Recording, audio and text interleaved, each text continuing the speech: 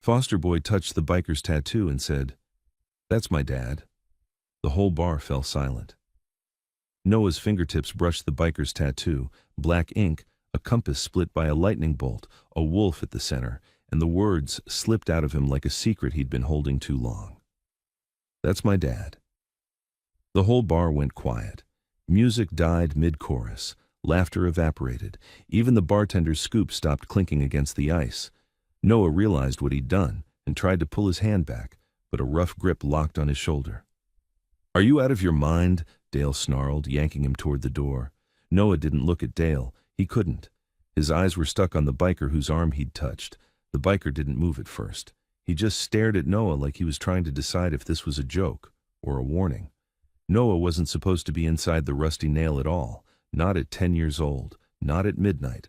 Not with men who wore leather-like armor and looked at the world like it owed them something. But Dale had dragged him in anyway, because Dale always did what Dale wanted.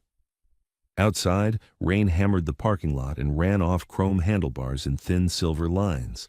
Noah had been scrubbing bikes by the door with numb hands while Dale drank and played cards. When the mop bucket got kicked over, Dale shoved it at him and told him to clean it up, "before you make me look bad." So Noah walked into the heat and smoke and noise, keeping his eyes down. That was the rule in every house he'd ever been placed in. Then he saw the tattoo. Now he'd said the one thing you don't say in a room full of bikers unless you're ready to pay for it. The biker finally spoke. His voice was calm, almost soft, which was worse than yelling. "What did you say, kid?" Noah swallowed. His throat felt tight and dry. "That tattoo," he managed. "It's my dad's." A chair scraped back. Boots shifted. Leather creaked. 3 men behind the biker stood up like they'd rehearsed it. One was huge, shaved head, neck inked up to the jaw. One was lean, jaw ticking like a clock. One wore a small, polite smile that didn't belong in a place like this. Dale tried to laugh it off. "Kids say dumb stuff," he said, pulling Noah harder. "We're leaving." The huge biker stepped in front of the door without hurry, blocking it like a wall. "No," he said. Dale's grip tightened on Noah's shoulder. Pain shot down Noah's arm. He bit his lip so he wouldn't make a sound. The biker with the tattoo turned his head and looked at Dale like Dale was a stain on the floor. "You bring a kid in here at midnight," he said, "and you put hands on him like he's property." "It's not your business," Dale snapped. The biker's vest patch read Iron Hawks. The name stitched above it read Graves. Graves slid off his stool and stood. Up close, he was tall and broad, built like a man who'd been through enough to stop reacting to threats the way other people did. He didn't raise his voice. "Let him go," Graves said. Dale's chin lifted. "Or what?" The room waited. Noah could feel the stare of every man in the bar like spotlights. He'd learned early that adults didn't protect kids. They protected their own pride. And pride in a room like this could turn into something ugly fast. Graves' eyes went back to Noah. "What's your name?" "Noah." Graves nodded once like he'd filed it away. "Okay, Noah, where did you see that tattoo?" Noah opened his mouth, but fear jammed the words. Dale's fingers dug deeper, a silent threat. "Say the wrong thing and you'll pay for it later." The lean biker stepped closer, eyes on Dale's hand. "You his dad?" he asked. Dale barked a laugh. "I'm his guardian. State placed him with me." The biker with the too calm smile pulled his phone out, thumb already moving. "What's your last name, guardian?" Dale hesitated, just a fraction. The smile stayed. "Yeah," the biker murmured. "Thought so." Dale's face tightened. "We're leaving." He tried to drag Noah again. Graves' hand shot out and caught Dale's wrist, fast, controlled, like he'd done it 1,000 times. Dale jerked back and couldn't get free. Graves' voice dropped lower. "You don't move him until I'm done talking." Dale's eyes flicked around the room, searching for an exit. The bartender quietly slid the bolt across the door. Click. Dale went pale. "Before we continue, tell us in the comments where you are watching this from." Break. Noah's stomach twisted. Locked doors meant problems. Problems meant cops. Cops meant questions. Questions meant he'd get moved again. Another house, another set of rules, another be grateful. Graves released Dale's wrist like it disgusted him, then crouched so he was eye level with Noah. You're not in trouble, Graves said to Noah, not to Dale. I just need the truth. Where did you see it? Noah's hands shook. He reached into the pocket of his hoodie and pulled out a folded photo so worn the corners had turned soft. Graves's eyes flicked to Noah's arm. Dark, finger-shaped bruises ringed the skin just above the wrist, fresh enough to still look angry. Did he do that? Graves asked. Noah hesitated. Saying yes always made things worse. Saying no didn't change anything. Not today, he whispered. Dale's grip twitched like he wanted to squeeze again, then remembered the room and stopped. He held the photo up. A woman with tired eyes held a baby on her hip. Beside her stood a man in a black shirt with his arm around her shoulders. The man's face had been ripped away, torn clean at the eyes, like someone didn't want Noah to know what he looked like. But the man's forearm was still there, and on it was the same compass rose, the same lightning bolt, the same wolf head, even the tiny number under the wolf. A sound moved through the bar, barely a breath, barely a curse. Graves stared at the ink in the photo as if it had reached out and grabbed him. Where did you get that? He asked. My mom, Noah whispered. Before she was gone, Dale snapped, Give me that, and lunged for the picture. Graves caught his wrist again, harder this time. You don't touch him, Graves said. Dale's voice jumped up a notch, sharp with fear. I'll call the cops. The calm smile biker held up his phone. Go ahead, he said, because I'll send your probation officer a nice little message first. What message? Dale spat. Your mugshot, the biker said, polite as a waiter, and the violation from last month. Funny thing, your last name makes you real easy to find. Dale's mouth opened, closed, opened again. Nothing came out. Graves's gaze never left Noah. What did your mom tell you about him? Graves asked. Noah looked at the torn-out face in the photo and felt his chest ache. She said he'd come back, Noah said. She said he wouldn't get lost because the compass always points home. Graves's jaw tightened. Noah swallowed and pushed on, words tumbling out now that he'd started. And she said he had a word under it, like a name, like what you call someone when you don't want anybody else to know. Graves leaned in slightly. What word? Noah's voice dropped to a whisper. Saint. For the first time, Graves's expression shifted, not into anger, into something colder, shock maybe, wrapped tight so it couldn't show. Behind him, the huge biker muttered, No way, like he'd just heard a ghost speak. Graves slowly rolled his sleeve higher. Under the compass on his own arm, tucked into the curve of ink and scar, was a small word in capital letters. Saint. Noah's eyes went wide. He lifted a finger, stopping just short of touching skin again. That's him, Noah breathed. That's what my mom called my dad. Graves stood up.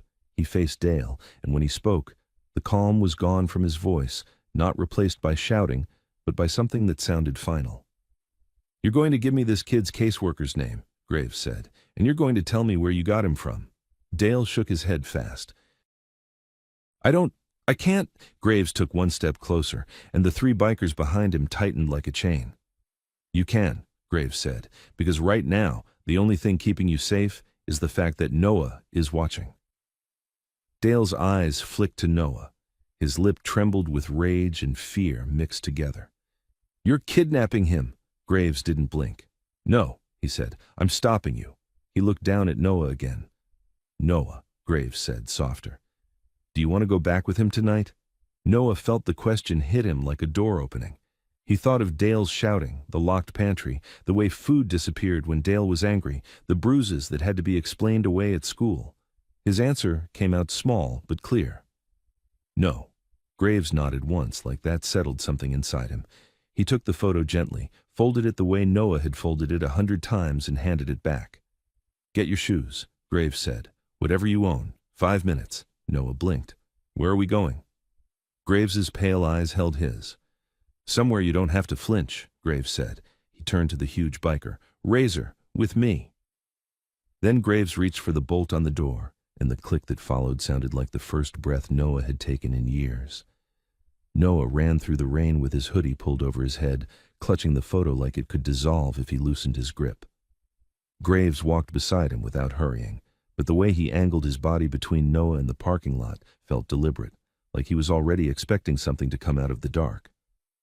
Razor followed a step behind, shoulders wide, eyes sweeping cars, corners, reflections in puddles. The others stayed inside with Dale. A beat-up pickup sat near the far end of the lot, not the kind of truck that looked tough on purpose, just old, loud, and kept alive through stubbornness. "Get in," Graves said, opening the passenger door for Noah. Noah hesitated. He'd been told a lot of things by adults that sounded kind in the moment and turned sharp later. But Graves wasn't smiling. He wasn't promising anything. He was just doing. Noah climbed in. Graves shut the door, walked around, and slid behind the wheel. Razor got into the back, crowding the space with muscle and quiet. The truck started with a rough cough. As Graves pulled out, Noah looked back. Through the fogged window of the rusty nail, Dale's face was pressed close to the glass, pale and furious. One of the bikers inside leaned down and said something to him. Dale shook his head hard. Then Dale looked up and locked eyes with Noah. Noah felt the stare like a hand closing around his throat. Graves saw it too. His jaw set. He didn't speed. He didn't panic. He just turned onto the road and drove like he'd decided the world didn't get to take this kid from him. They didn't go far. 5 minutes maybe. Rain blurred the streetlights into smeared gold. The truck turned down a back lane, then into a fenced lot behind a low building with a metal sign that read, Hawk Auto and Tow. It didn't look like a clubhouse. It looked like work, like grease and tools and long hours. Graves pulled under an awning, killed the engine, and sat for a second like he was listening to the quiet. "You hungry?" he asked Noah. Noah's stomach clenched. Hunger was something he usually tried not to feel. Feeling it meant you'd hope for food. Hoping made you stupid. "I'm fine," Noah lied.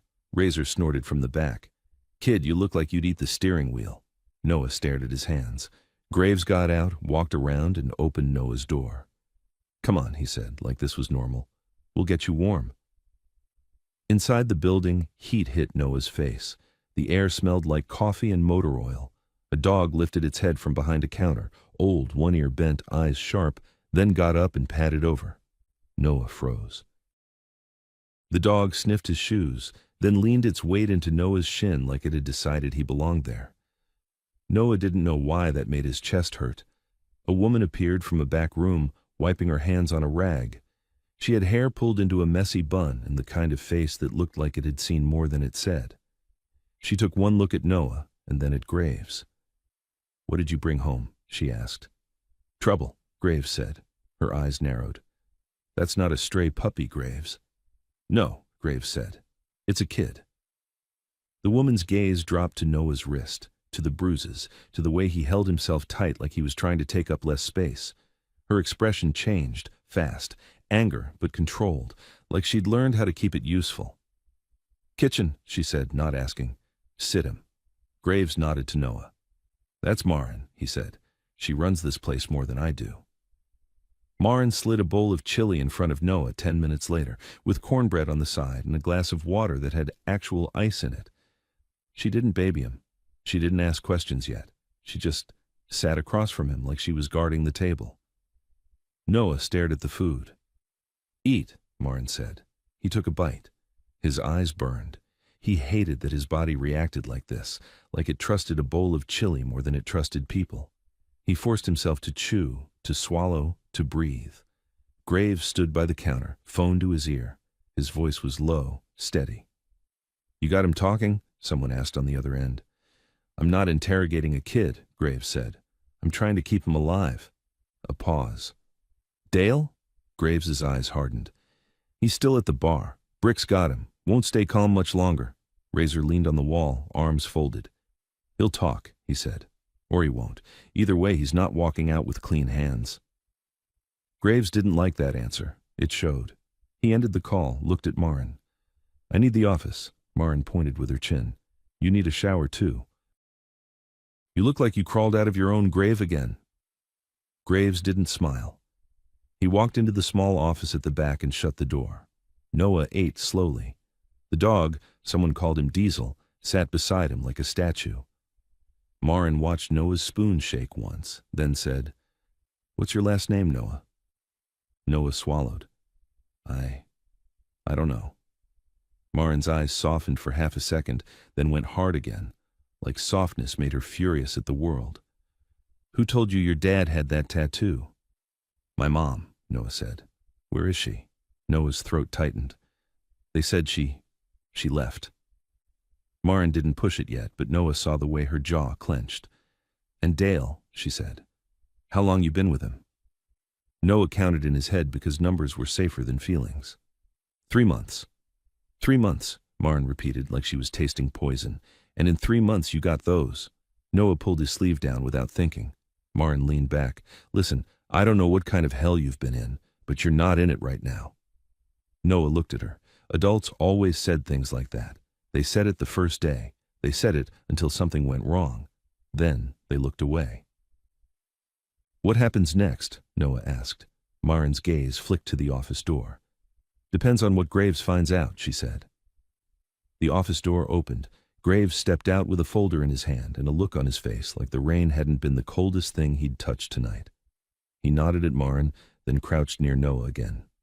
Noah, he said, I need you to tell me something, and you can say no, but I need to ask. Noah didn't like the word need. Need usually meant someone was about to take something. Graves kept his voice even. When you said saint, where did you hear that? Noah's thumb rubbed the edge of the photo through his pocket. Mom said it, he whispered. She said it like it was sacred, like you don't say it loud. Graves's eyes flicked to his own arm. Razor shifted, suddenly alert. Graves, he said. Graves held up a hand without looking. Noah, did you ever see your dad? His face? Noah hesitated. Saying yes felt like a trap. Saying no felt like betrayal. I don't remember, he said finally. I was little. Graves nodded, accepting it. Okay, another question. Has anyone else seen that photo? Noah's mouth went dry. Dale tried to take it, he whispered. He said it was evidence and I didn't need it. Maren's voice turned sharp. Evidence of what? Noah shook his head. I don't know. Graves stood, walked to the counter and opened the folder. Inside were papers, printed placement records, case numbers, signatures. He spread them out like a map. Razor came over. Maren leaned in. Diesel stayed with Noah, as if assigned. Graves tapped a line with his finger. This is the placement, he said. 3 months ago, Noah transferred from a group home called Cedar Ridge Youth Services. Maren frowned. Never heard of it. Razor let out a low laugh. Because it's not real. Graves looked at him. Razor tapped another page. Address on paper doesn't match the business registry. Phone number redirects to a deadline, and the caseworker listed Lila Hart. Her license number is 1 digit off from a real worker in the next county. Maren's eyes narrowed. So someone forged it. Graves' voice stayed steady, but something in it sharpened. Someone built a fake trail. Noah stared at the papers. He didn't understand all the words, but he understood what it meant when adults looked at paperwork like it was a weapon. Graves turned toward him again. Noah, he said, did you ever go to Cedar Ridge? Noah nodded slowly. For a little, he said. They moved me there after the hospital. Graves' head tilted. What hospital? Noah's stomach dropped. He hadn't meant to say that. Maren's eyes locked on him. What happened? Noah looked down. His voice got small. I got sick, he lied. Graves didn't press immediately. He watched Noah's face like he was reading what Noah couldn't say. Then he said, Okay, we'll come back to that. Tell me about Cedar Ridge. What was it like? Noah tried to remember without shaking. It was quiet, he said. Not like a real house, like rooms. And they didn't call you by your name. Razor's shoulders tightened. What did they call you? Graves asked. Noah swallowed. My number, he whispered. They said it was easier. Maren's hands curled into fists. Graves's voice stayed calm, but Noah heard something beneath it. What number? Noah's lips barely moved. 13. The room went still again, but this time it wasn't a bar going quiet. It was worse. It was the kind of silence that comes right before something breaks. Razor stared at Graves. 13, he repeated, like he couldn't believe it. Graves's gaze drifted to his tattoo, wolf head, tiny number beneath. Noah whispered, They told me not to say it. They said if I said it, I'd get moved to a bad place. Maren's voice came out low and deadly. Who told you that? Noah's eyes flicked up, terrified. Lila, he said, the caseworker. Graves' phone buzzed on the counter, once, twice, then a third time in rapid succession. He grabbed it, checked the screen, and the color drained out of his face. Razor leaned in. "What?" Graves held the phone so they could see. A text from an unknown number. "We know where you are." Then another. "Hand the boy over." Then a third, sent as Graves was reading. "Or we come in loud." Graves looked up slowly, eyes tracking to the front windows. Outside, through the rain-streaked glass, headlights swept across the lot, one pair, then another, turning in like predators circling a den. And then the power cut. All the lights snapped off at once, plunging the shop into darkness, and in that instant, Noah heard the unmistakable sound of a lock being tested on the front door. Darkness swallowed the shop so cleanly it felt unnatural, like someone had flipped a switch not just on the building, but on the world around it. For a heartbeat, nobody moved. Then Razor exhaled once, slow and controlled, and Noah heard the soft metallic sound of a knife being opened somewhere close. Marin's voice came out steady in the dark. "Office has a flashlight in the top drawer." Graves didn't answer. Noah could feel him shifting, positioning himself between Noah and the front of the shop without needing light to do it. Outside, the rain kept hammering the awning, but now there was another rhythm underneath. Footsteps in wet gravel, careful and spaced out like they were trained to move that way. The front lock clicked, not opened, tested. A second click. Diesel gave a low warning growl that started deep in his chest and rolled through the room like thunder. Noah's skin went tight, his lungs forgot how to pull air. Graves leaned down close enough that Noah could smell rain and coffee on him. "Noah," he said quietly, "come with me. Don't run, don't talk, just follow." Noah nodded so fast it almost hurt. Graves took Noah's wrist, not squeezing, not owning, guiding. His grip was firm in a way that felt like safety, not control. They moved. The darkness made every object a threat. A tool cart could be a person, a hanging chain could be a hand. Noah's mind tried to fill in shapes that weren't there. Razor's voice murmured from behind. "Two at the front, one moving left side." "How do you know?" Marin whispered. "I can hear them breathing," Razor said. Graves guided Noah into the office. The door eased shut behind them, as quiet as a secret. Graves opened the top drawer. A flashlight clicked on, white beam carving a narrow path through the room. Noah blinked hard, eyes stinging from sudden light. Graves set the flashlight on the desk facing the door, not toward Noah.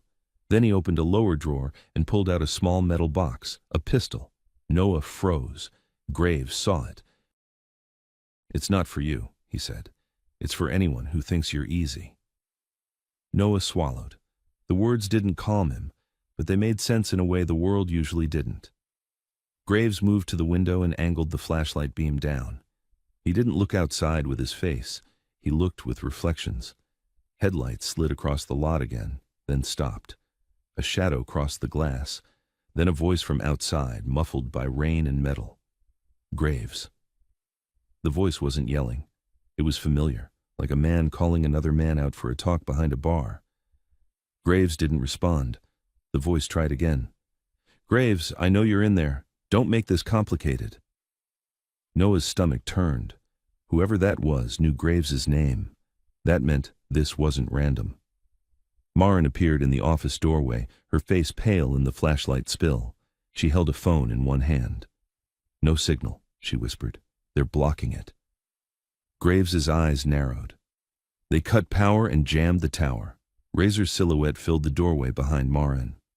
"Not amateurs," he said. The outside voice changed tone, slight edge now. "We don't want trouble. We want the kid. Hand him out and we're gone." Noah's throat tightened around a noise. He couldn't tell if it would be a sob or a scream. Graves crouched in front of him again, making the world smaller. "Look at me," he said. Noah forced his eyes up. Graves' gaze was hard, but not at Noah, at the situation, like he was already solving it.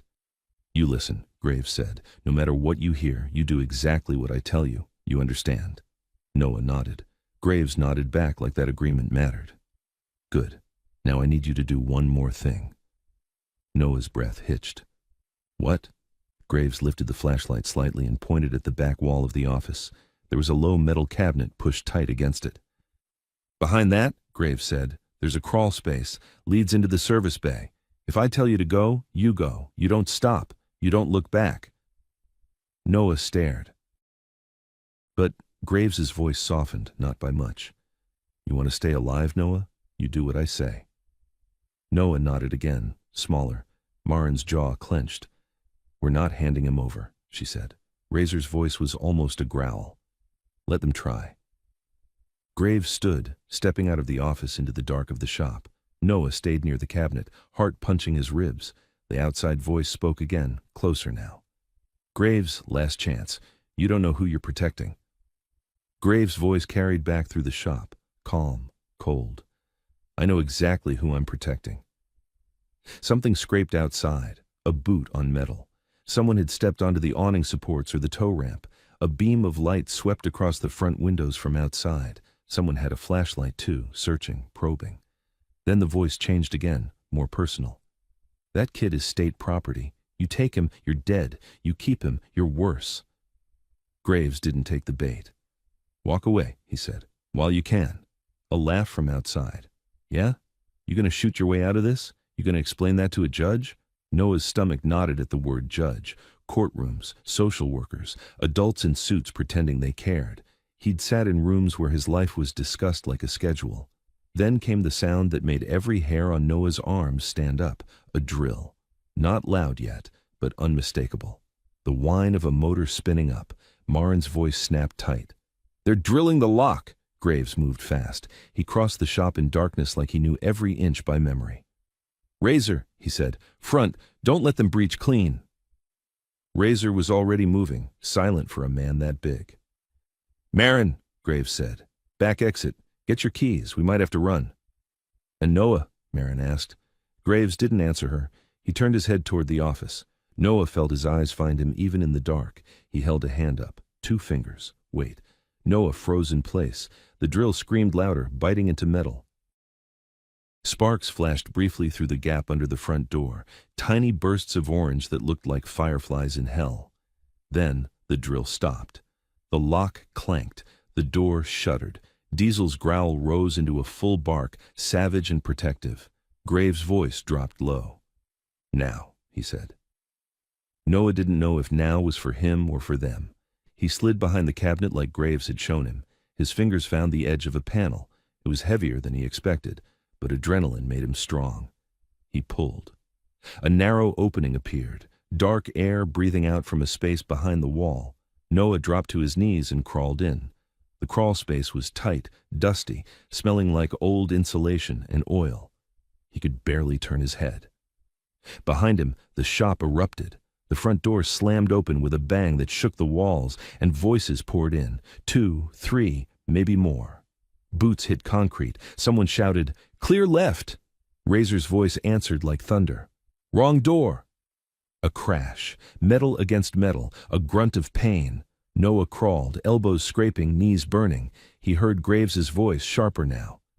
"Nobody touches the kid." Someone laughed. "Too late." Noah's blood turned to ice. Too late. He crawled faster, panicked, breath sawing in his throat. The crawl space opened into the service bay behind a stack of tires. Noah pushed through and fell onto the concrete, hands slipping. The service bay was dark too, but not as dead.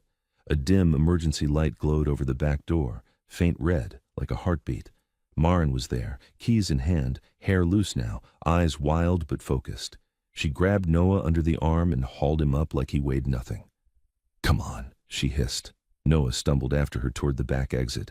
Outside, rain hit his face like needles. The lot behind the shop was narrower, fenced on both sides. A single alley ran out toward the street. Marin pulled him toward a side gate, then headlights flared. A vehicle rolled into the alley from the street, blocking it. Quiet engine, new tires, too smooth for the neighborhood. Marin stopped dead. Noah's breath caught. The driver's door opened. A man stepped out under the streetlight, rain sliding off his hood. He moved slow, relaxed, like he already owned the outcome. He raised his hands, showing he wasn't holding a gun, like that was supposed to make him seem reasonable. "Marin," he called, friendly as a neighbor. "Don't do this." Marin's grip tightened on Noah. "I don't know you," she snapped. The man smiled. "Sure you do. I've been around, just not in your line of sight." Noah tried to shrink behind Marn, but the man's gaze found him instantly, locked on like a camera. "That's him," the man said softly. "That's 13. Noah flinched at the number. Marn's voice turned lethal. "Don't call him that." The man took a step closer. "It's what he is in the paperwork. It's what he's been since Cedar Ridge. A file, a liability, a loose end." Noah's stomach rolled. He couldn't breathe right. Marn shifted her stance, putting her body between Noah and the man. "Back up," she said. The man's smile didn't change. "We don't want to hurt anyone. Give him to me. I'll make sure he lands somewhere comfortable." Noah heard the lie in the softness. He'd heard it before, in other voices, in other kitchens. Marn shook her head. "You're not taking him." The man sighed like she was being difficult. "Graves is a stubborn bastard, always was, but he's not doing this kid a favor." Marn's eyes narrowed. "You know Graves." "I know the tattoo," the man said. Noah's skin went cold again. The man lifted his sleeve slightly, just enough to show bare forearm. No ink, no compass, nothing. But he didn't need one. He knew about it anyway. "Saint's ghost has been walking around too long," the man said, voice lowering. "And now this kid walks into a bar and says the quiet part out loud. That's a problem." Noah's chest tightened at the word saint, like someone had just touched a bruise inside him. Marn's mouth went dry. "What do you want?" The man's eyes stayed on Noah. "I want the kid, and I want that photo." Noah's hand flew to his hoodie pocket, automatically covering it. The man noticed. His smile sharpened. "Oh," he said softly. "So he still has it." Marn glanced down at Noah's pocket, then back at the man, realizing what that meant. "That photo is leverage," the man said. "A key, and keys don't stay with children." Noah's eyes burned. "It's mine," he whispered. The man tilted his head, amused. "Is it? You don't even have a last name, kid." Marn took a step back toward the shop, pulling Noah with her. The man's voice stayed calm. "If you run, you'll meet my friends. They're inside with Graves right now." Marn froze. Noah's heart stopped. Inside, with Graves. Marn's eyes flicked toward the service bay door behind them. The faint red emergency light pulsed. The man took another step. "Hand him over," he said, "or I call it in and the whole club goes down for kidnapping. You think you can protect him from the system? The system is mine." Noah didn't fully understand, but he understood enough. This wasn't Dale. Dale was a bully. This was something else. Organized, clean, confident. Marn's grip on Noah trembled for the first time, and then the back door burst open behind them. Graves emerged into the rain like a storm given human shape, breathing hard, knuckles scraped raw. Razor followed, blood on his lip, eyes blazing. Graves' gaze locked on the man in the alley. The man lifted his hands again like he was greeting an old friend. "Graves," he called, "you always did like dramatic entrances." Graves' voice came out low. "Who are you?" The man smiled wider. "Come on, don't insult me. You've seen me before." Graves' eyes narrowed, searching, trying to place him. The man helped him. He nodded toward Noah. "You really don't get it," he said. "That kid didn't recognize your tattoo because you're his dad." Noah's stomach dropped. Graves' face went still. The man's voice turned almost gentle, like he was delivering a kindness. "He recognized it because it was the last thing his father saw before we buried him." Graves took one step forward, and the alley exploded with the sound of a suppressed gunshot, and Marn jerked like she'd been punched, then went limp in Noah's arms. Noah didn't understand the sound at first. It wasn't like the movies at school, the loud crack that makes everyone duck. This was a tight, muted snap, like a door latch being slammed in a small room. Then Marn's body jerked against him, all her strength vanishing in a single second. Her keys hit the wet concrete with a bright, stupid little clatter. "No," Noah tried to say, but his throat locked. Marn sagged, heavy and suddenly unfamiliar, and Noah's hand slipped on her jacket as rain turned everything into oil. Graves moved. It wasn't a run. It was a straight-line collision. He grabbed Noah by the back of the hoodie and yanked him out from under Marn's falling weight, dragging him behind his own body like Noah was a shield he refused to let be used. Razor stepped into the open with zero hesitation, broad shoulders taking up the whole alley. His hands came up, not with a gun, but with something worse. Intent. The man by the car didn't flinch. He didn't rush. He simply turned his head slightly toward the darkness above the fence line. "Easy," he said, calm as a teacher. "No hero stuff." Another muted snap. A spark jumped off the metal gate beside them, and Graves felt it more than heard it. A round had hit inches from his shoulder. Sniper. Not some idiot with a pistol. Someone set up, elevated, watching the alley like it was a range. Graves looked up, eyes scanning rooftops through the rain. He didn't see anything. That was the point. He dropped low, forcing Noah down with him. Noah hit the ground, breath knocked out, palms stinging on wet concrete. He tasted rust where he'd bitten his tongue. Maren was on her side, eyes half open, rain pooling in the hollow of her collar. She made a sound, small, broken. Noah's chest tore open. He crawled toward her without thinking. Graves caught the back of his hoodie again. "Noah, no!" Noah couldn't finish. Graves' voice hardened, not at Noah, but at reality. "If you go out there, you die. You hear me?" Noah shook his head violently, tears mixing with rain. "We can help her." Razor's jaw clenched. He was crouched near the door, watching the alley mouth like a man waiting for a second strike. "We can't help anybody if we're dead," he said. The man by the car glanced down at Maren like she was a dropped umbrella. "Unfortunate," he said. "She should have stayed out of grown business." Graves' eyes burned. He looked like he wanted to cross the alley and tear the man apart with his bare hands, but the second shot had done its job. It had taught them the rules. Move wrong, die. The man nodded once toward the hoodie pocket. "Photo," he said, as if ordering coffee. "Kid, photo, now." Graves didn't answer. He moved his head slightly toward Razor, barely a gesture. Razor understood. He slid one hand behind him, feeling along the wall until his fingers found the edge of the back door. Graves' voice was low, flat. "You're not leaving with him." The man smiled like he enjoyed the stubbornness. "This isn't a negotiation, Graves. This is me saving you from yourself." Graves' gaze sharpened. "Who are you?" The man hesitated, just enough to show the question mattered. Then he said, "A guy who cleans up problems." Razor's voice rumbled. "You're not just a cleaner. You knew Cedar Ridge. You knew the number. You knew Saint." The man's smile thinned. "I know what I need to know." Noah lay pressed to the ground, heart pounding so loud it drowned out rain. He tried to make his body smaller, but fear made him shake. Graves shifted so his shoulder covered more of Noah. "Listen to me," Graves murmured without turning his head. "When I say go, you go. Crawl back inside. Go to the office. Hide where I showed you." Noah's voice came out raw. "Maren!" Graves didn't answer. He couldn't. Answering would mean admitting what Noah already felt. Another muffled snap. A round hit the concrete near Razor's boot, splitting wet gravel. The man's voice stayed calm. "Final warning." Graves' eyes went up again, searching rooftops. Nothing. Just rain and darkness. "Okay," Graves said suddenly. Razor turned his head. Even he looked surprised. Graves raised one hand slowly, palm out. "Okay? You want the kid? You want the photo? We'll do this clean." Noah's stomach dropped. He tried to move, but Graves pressed him down harder with a forearm, not hurting him, just pinning him to safety. The man relaxed a fraction, which was all the proof Graves needed. "Good," the man said. "Smart choice." Graves spoke louder now, letting his voice carry. "You got a shooter up high," he said. "Tell him to stand down." The man's eyes narrowed. "No."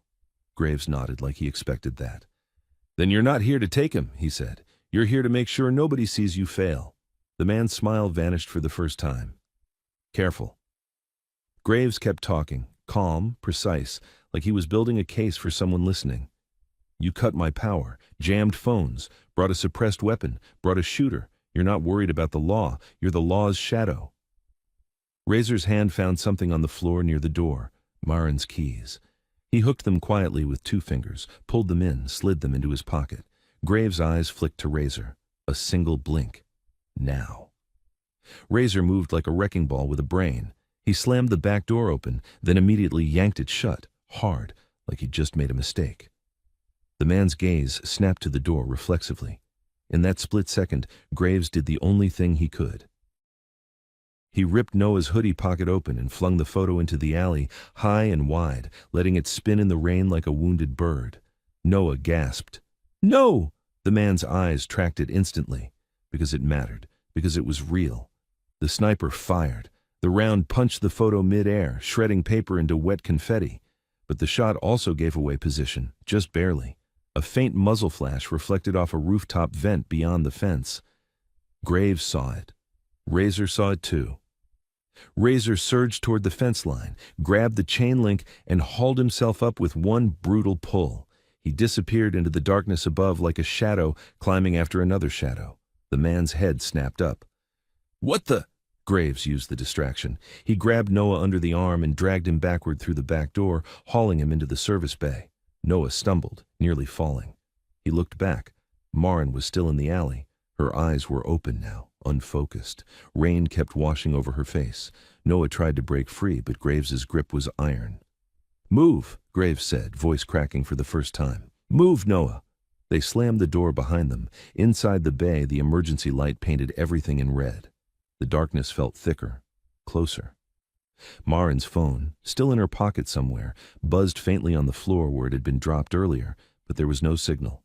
Just a dead vibration, like the building itself was twitching. Graves pushed Noah toward the office hallway. "Go," he said. "Now." Noah ran, tears blinding him. He reached the office door, grabbed the handle, yanked it open. The flashlight was still on the desk. Its beam shook as Noah's hands trembled. He spun around, looking for the cabinet, the crawl space, anything. And then he saw it. A small black device tucked under the desk, blinking a tiny green light. A tracker. Not the one in his bag. This one was already here. Noah's breath stopped, because that meant the men outside didn't find them tonight. They were led here. A heavy odor hit the back door, once, twice, metal groaning. Graves' voice roared from the bay. "Noah!" Noah's fingers closed around the tracker. It was warm, like it had been recently handled. Then, the office window shattered inward with a sharp crash, spraying glass across the floor. A gloved hand reached through the broken frame, fumbling for the latch from inside. And a voice, right outside the office, close enough to breathe into the room, said quietly, 13. Don't make me climb in there after you." Noah froze so hard, his bones felt like glass. The gloved hand kept fishing for the latch through the broken window frame, fingers sliding on rainwater and shards. The voice outside stayed calm, almost bored, like it was late and this was paperwork. 13, the man repeated. "You can come out or I can come in. Either way, you're leaving." Noah's eyes darted to the tracker in his fist. A tiny green light blinked like a heartbeat that wasn't his. He didn't think. He reacted. He hurled the tracker across the office. It smacked the wall and skittered under a filing cabinet, still blinking, still alive. The hand paused for a split second, as if whoever was outside had registered the movement, the sound. Then the fingers found the latch. Click. The window shifted. Noah stumbled backward, nearly tripping over the chair. His palms slid on the desk as he turned, searching for the cabinet, the crawl space, anything Graves had shown him. But the cabinet was on the far wall, and between him and it was open floor, broken glass, and an opening that was widening by the second. "Noah!" Graves bellowed again from the service bay, closer now. Boots pounded, then stopped abruptly as if Graves had seen the window. A hard odor hit the office door from outside, not a knock, a shoulder. The hinges groaned. Noah's throat seized. 2 ways in, window and door. They'd boxed him. The window gave another inch. A face appeared, hood up, rain dripping off the brim. Noah saw only a jaw, stubble, and eyes that looked like they didn't sleep. The man smiled when he saw Noah. "Hey," he said softly, like a lie. "There you are." Noah backed up until his knees hit the desk. He grabbed the flashlight off the tabletop like it was a weapon. The beam shook, blinding white in the rain dark. The man raised a hand to shield his eyes and laughed. "Cute!" The office door slammed again. Wood cracked. Noah's mind screamed run, but there was nowhere to run except straight toward the cabinet and the crawl space, and that meant crossing the open space right in front of the window. The man started to climb through. Noah swung the flashlight at him. The beam caught the man's wrist, and for one sharp second, Noah saw something that made his blood turn colder than fear. A faint indent around the wrist, pale skin pressed by a thin line, like he wore something tight there often, a restraint mark, not from a watch, from a cuff. The man's sleeve shifted as he dragged himself in, and Noah saw more marks along the forearm, old and new. Noah's stomach twisted. This wasn't just a hired thug. It was someone who'd been inside the same system, someone used to cages. The man landed in the office, boots crunching glass. He didn't rush. He didn't need to. He took one slow step toward Noah, head tilted like he was watching an animal decide whether to bolt. "Don't," Noah whispered. The man's smile didn't change. "Don't what? Don't take you? Kid, you're already taken. I'm just the delivery." Noah's fist tightened around the flashlight. "My name isn't 13. The man shrugged. "Not on paper." Another ooter hit the office door. The crack widened, the door bowing inward. Noah flinched. The man glanced at the door, then back to Noah. "They're impatient," he said. "We should make this easy." He took another step. Noah tried to shove the desk between them, but it barely moved. It was heavier than it looked. The man reached out for Noah's hoodie. Before his fingers could touch fabric, something crashed into the office door from the hallway side and splintered it in one violent ooter. Graves. He came through like a wall being demolished. Broad shoulders, wet hair plastered to his forehead, eyes feral. He didn't have the pistol in his hand. He had a tire iron. Graves swung it at the intruder's head without hesitation. The man ducked just enough that the tire iron clipped his hood and slammed into the window frame with a metallic clang. Glass exploded outward. The man stumbled back, blinking. Graves followed immediately, stepping into him, taking space, controlling the room. "Get away from him," Graves growled. Noah's legs gave out and he slid down against the filing cabinet, breath tearing in and out. The man recovered fast, too fast. He smiled again, but now it had teeth. "Graves," he said, almost warmly, "I was hoping you'd show." Graves didn't answer. He swung again. The man blocked with his forearm, taking the hit with a grunt, then surged forward and drove his shoulder into Graves's chest. Graves staggered one step. The intruder reached inside his jacket and flashed something, just a glint, then shoved it toward Graves's face. A badge, not a clean one, not polished, but real enough to stop most people. "Federal task force," the man said quickly. "You hit me, you're done." Graves didn't even pause. He smashed the tire iron into the man's ribs. The intruder's breath left him in a bark. He doubled slightly, eyes widening. Graves' voice came out low and lethal. "You don't get to hide behind a badge while you hunt kids." The man spat blood onto the floor and laughed, wheezing. "You think you know what this is? You're a biker with a wrench. I'm trying to keep a lid on a situation you don't understand." Graves stepped closer. "Then explain it." The man's eyes flicked to Noah, then back. "No, I'm not here to educate you. I'm here to extract an asset." Noah flinched at the word asset, Graves noticed. His grip on the tire iron tightened. "His name is Noah," Graves said. The man wiped his mouth with the back of his glove.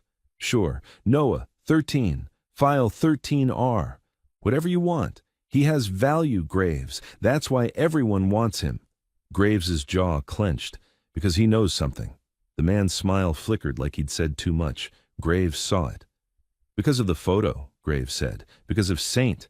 The intruder's eyes hardened. "Saint is dead." Graves moved so fast the office seemed to shrink. He grabbed the intruder by the front of his jacket and slammed him into the wall hard enough to rattle the filing cabinet. Paper fluttered down like frightened birds. "You don't know that," Graves said. The intruder's breath came in short bursts. "I know enough." Graves leaned in until their noses were inches apart. "Who sent you?" The intruder's eyes cut to the window, toward the alley, toward the rain, toward the unseen shooter and the man with the clean smile. Graves followed the glance, and Noah saw something change in Graves's face. Recognition. Not of the intruder, of the situation. Like he'd just realized this wasn't a grab. It was a cleanup. The intruder used the moment. He drove an elbow into Graves's gut and broke free, stumbling back toward the window. Graves recovered instantly and swung the tire iron again.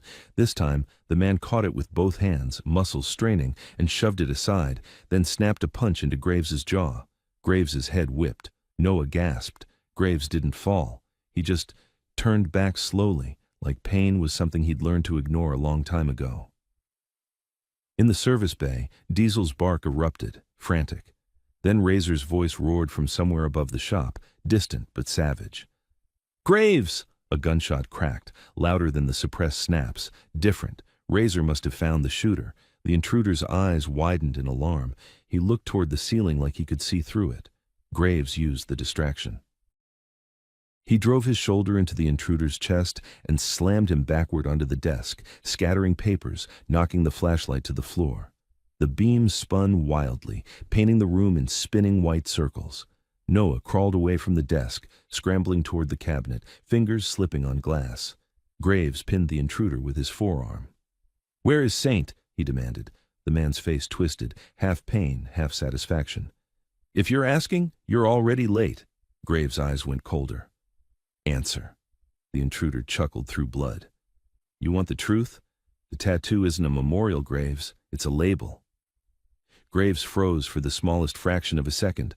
Noah's fingers found the cabinet edge. He yanked, trying to move it like before, but it was jammed tighter than it had been, like someone had shifted it back.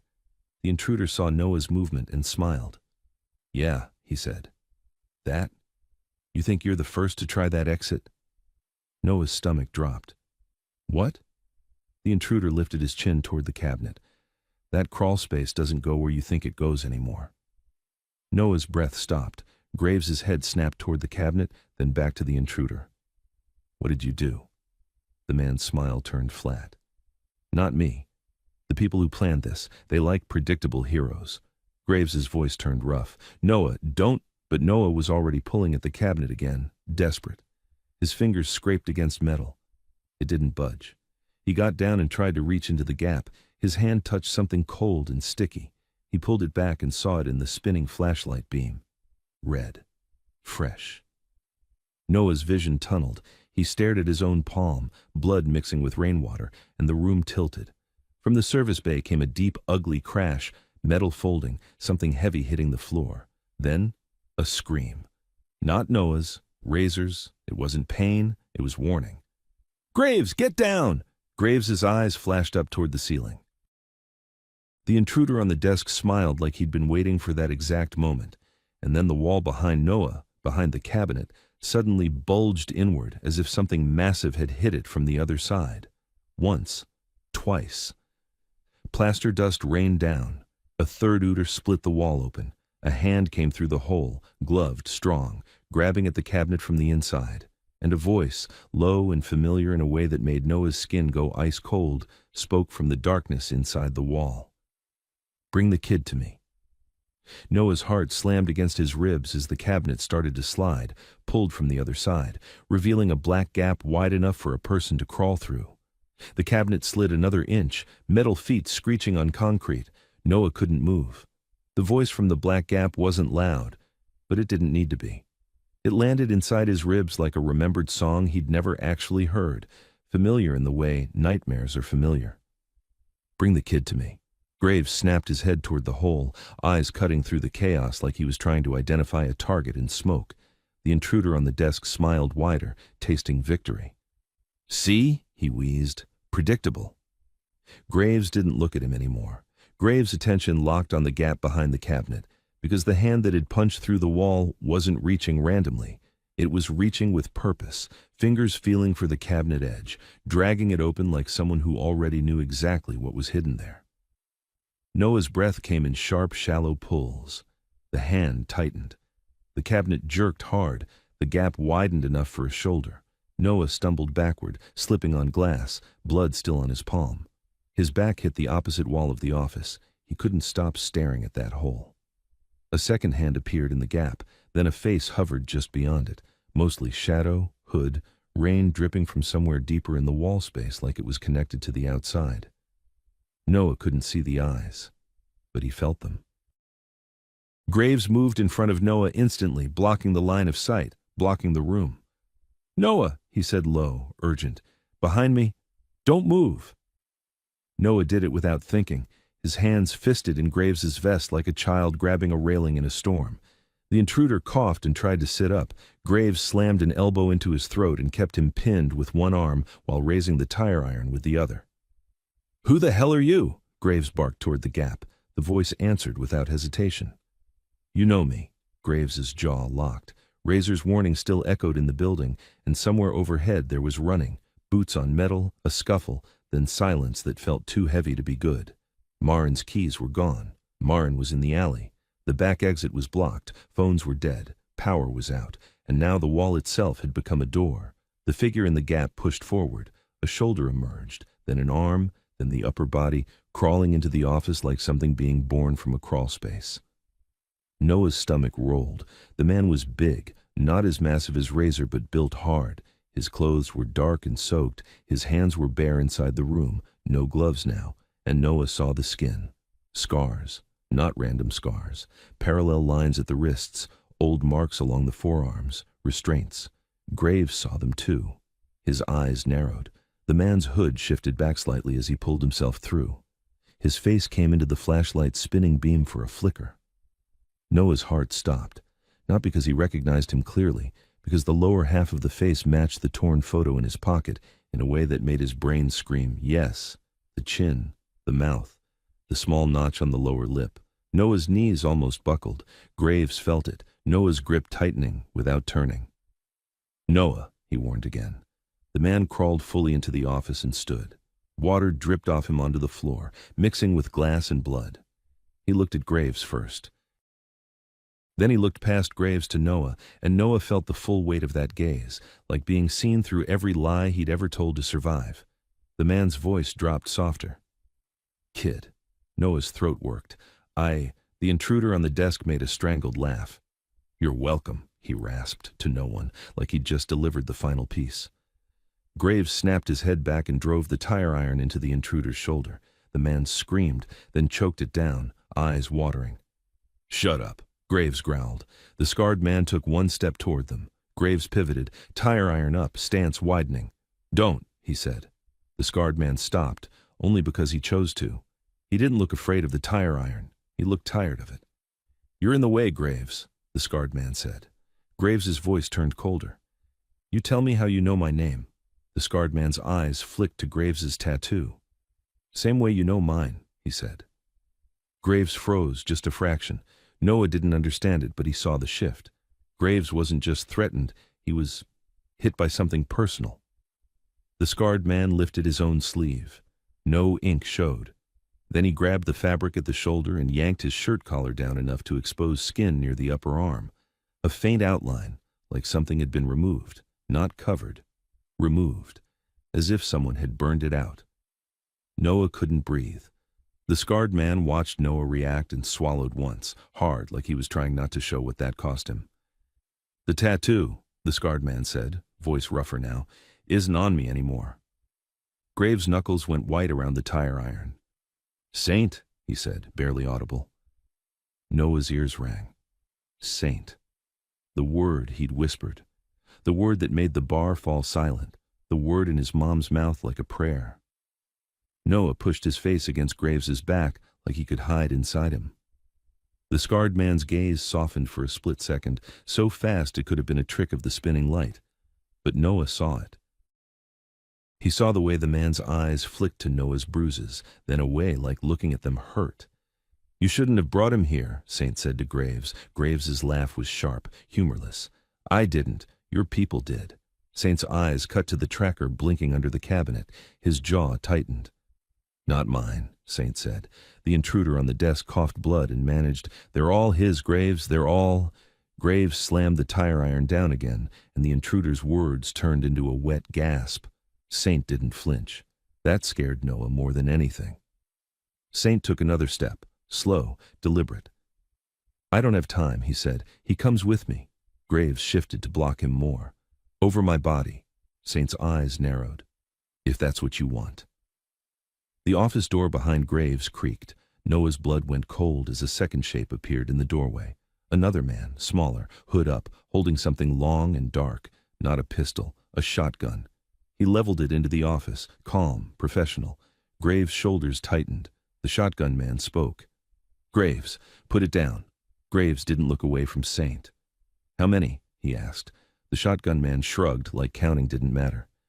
"Enough." Noah's knees started shaking. Graves whispered without turning. "Noah, listen, if I tell you to run, you run."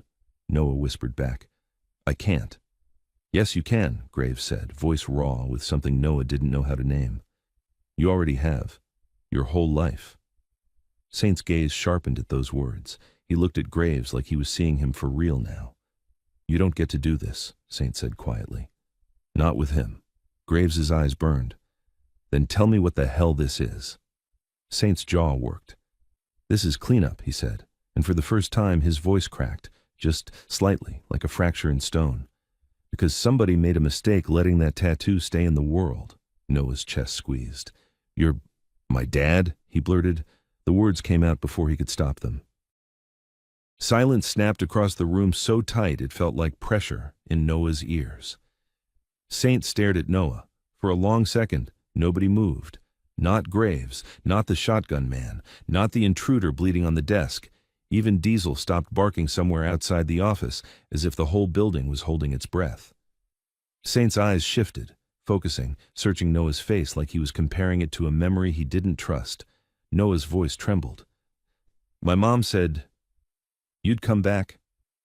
Saint's throat bobbed. His hands flexed once like he was fighting the urge to reach out, and then the shotgun man said, colder? Don't. Saint didn't look at him, but his jaw tightened like a chain being pulled. Noah, Graves said, low. Behind me. Noah didn't move. He couldn't. His body had turned into a question. Saint's voice dropped to something almost human. What's your mom's name? He asked Noah. Noah swallowed, eyes stinging. Elena. Saint's face flinched like he'd been hit.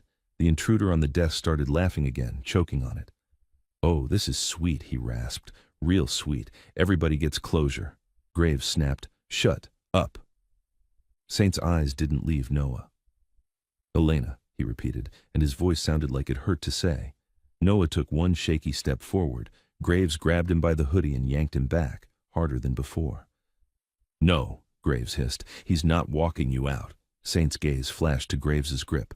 For the first time, anger surfaced, controlled, but real. Don't touch him like that, Saint said. Graves's laugh was bitter. Funny coming from you. You crawled out of a wall to take him. Saint's eyes went flat again. I didn't choose the wall. Graves leaned in, voice deadly. Then choose now.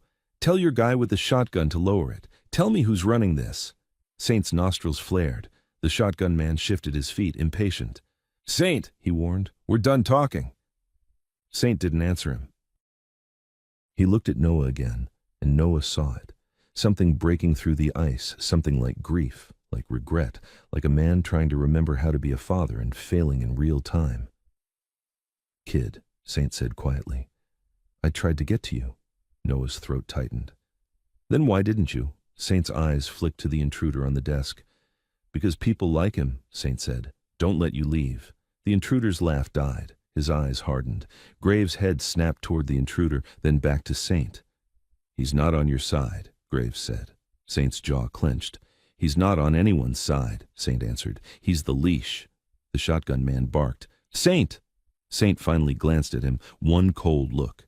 The shotgun man hesitated. That hesitation was the most terrifying thing Noah had seen all night, because it meant Saint held power here. Saint's voice dropped like a command. Lower it! The shotgun man didn't. Instead, he tightened his grip, and from somewhere deeper in the shop, a new sound cut through the rain and the tension. A low electronic chirp, a beep, beep, beep growing faster. Graves' eyes widened as he realized what it was. The tracker wasn't just a tracker, it was a timer, and the blinking green light under the cabinet switched to red. Beep, beep, beep. The sound wasn't loud, but it immediately took over the room. It wasn't the kind of noise you could ignore. It was the kind your body understood before your mind caught up. A countdown. Noah's heart started hammering so hard it made his vision pulse. Graves' eyes snapped to the cabinet where the tracker had skittered. The red blink reflected off wet glass like a warning light on a drowning boat. Razor's voice came faint from somewhere above the shop, strained and distant. Graves, get out! The beep sped up. Marin's voice flashed in Noah's memory, calm, sharp. Office has a flashlight in the top drawer, like she'd known emergencies were normal. Graves moved fast. He grabbed the cabinet edge with one hand and yanked. It didn't slide, not because it was heavy, because something on the other side was holding it. Saint. Saint's hand was on it from inside the wall gap, fingers curled around metal, keeping it pinned. The beep quickened again. Graves's gaze shot to Saint. Move. Saint's eyes flicked to the red blink, and Noah saw a real alarm break through his flat control. It's not supposed to, Saint started. The intruder on the desk coughed and smiled through blood. It's supposed to do exactly that. Saint's head snapped toward him. You said it was clean. The intruder's smile widened. It is clean. Clean means no witnesses. Noah's stomach dropped so hard it felt like falling. The shotgun man shifted, still aiming into the office, but now his eyes were on the blinking red light too. His composure cracked just enough to show fear. Graves' voice turned razor sharp. Noah, on the floor, hands over your head, now. Noah obeyed instantly, flattening himself against the concrete, cheek pressed to cold, glass biting into his sleeve. Beep, beep, beep, beep. Graves lunged at the cabinet again, but Saint didn't let it move. Graves spun on Saint, tire iron raised, and for the first time, Noah thought Graves might actually swing at him. Saint lifted both hands, open palms, like he was trying to stop a car with air. If I let go, Saint said fast, it goes off. Graves' eyes narrowed. You're holding it in place. Saint nodded once. It's pressure. Noah's breath caught. Pressure switch. The tracker wasn't a timer. The timer was just the warning. The bomb was armed by movement. The intruder on the desk wheezed another laugh. Look at you two, he rasped. Just like old times. One of you bleeds, the other one cleans. Graves's face went blank with rage. Who are you? He asked, voice almost too calm. The intruder swallowed, eyes glassy. Doesn't matter. Graves stepped closer to him, tire iron hovering. It matters, Graves said. The intruder's gaze flicked to Noah on the floor. Not to him. He won't live long enough to care. Noah's fingers clenched against the concrete, nails scraping grit. Saint's voice cut in, hard. Stop talking. The intruder looked almost pleased. Say please. Saint's jaw tightened so hard Noah saw the muscle jump. The beeping accelerated again, now almost continuous. Graves turned back to the cabinet and forced his mind into action. He scanned the desk, the floor, the broken window, anything he could use without moving the cabinet. Marin had tools, Graves muttered. Where's the toolbox? Saint's eyes flicked toward the wall gap. In the bay, he said quickly, but you can't. A new sound tore through the building, a deep metallic groan, like something heavy was giving way. Then the back of the shop shuddered. Someone was breaching another point. The shotgun man's head snapped toward the noise. His stance widened, preparing. Saint didn't look away from the cabinet. They'll come in, he said, voice tight. If they see the device, they'll run. If they run, it detonates. Graves stared at him. How the hell do you know that? Saint's eyes flashed. Because I've seen it done. Noah's stomach turned. Saint had been part of this, or trapped inside it long enough to learn its rules. Graves' voice dropped to something lethal. Then you're going to help me disarm it. Saint shook his head once. I'm not trained. The intruder on the desk coughed. He's lying. Saint's eyes snapped to him. Shut up. The intruder grinned. He's not lying about that part. He's trained to do one thing, follow orders. Noah felt the word orders like a collar closing.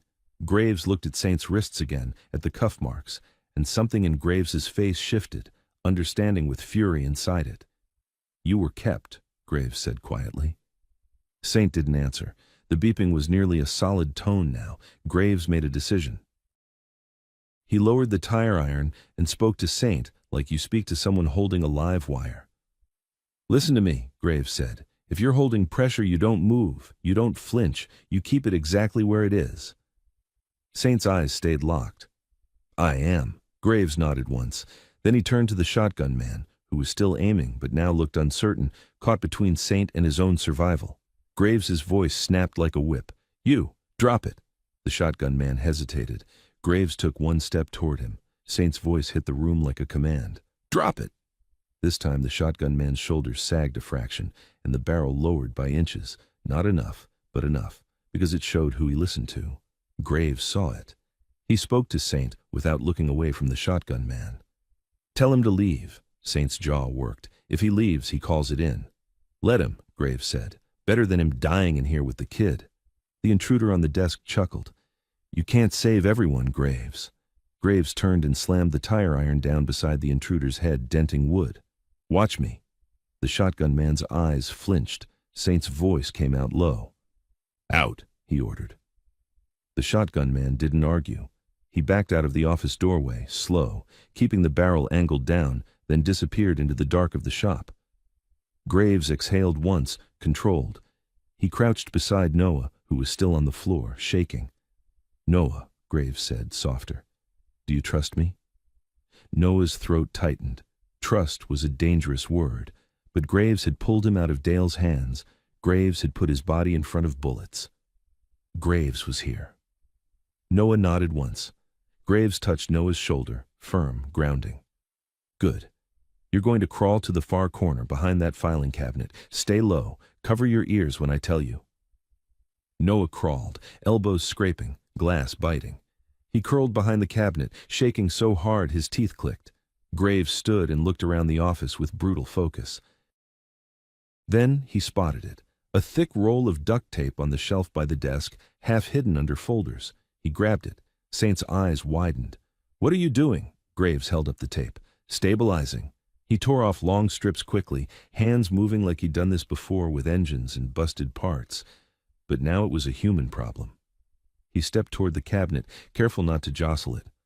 "Saint," Graves said, voice steady. "When I say, you keep pressure exactly the same. I'm going to tape your hands to the cabinet and the wall opening. You'll be anchored." Saint's eyes flicked to the gap. "If I'm stuck, I can't." "You don't need to," Graves cut in. "You need to hold." The intruder on the desk watched, amused as if this was entertainment. "That won't stop a blast," he rasped. Graves didn't look at him. "It's not a blast if the switch doesn't release." Saint swallowed hard. The beeping became a shrill, steady tone for a moment, then resumed faster.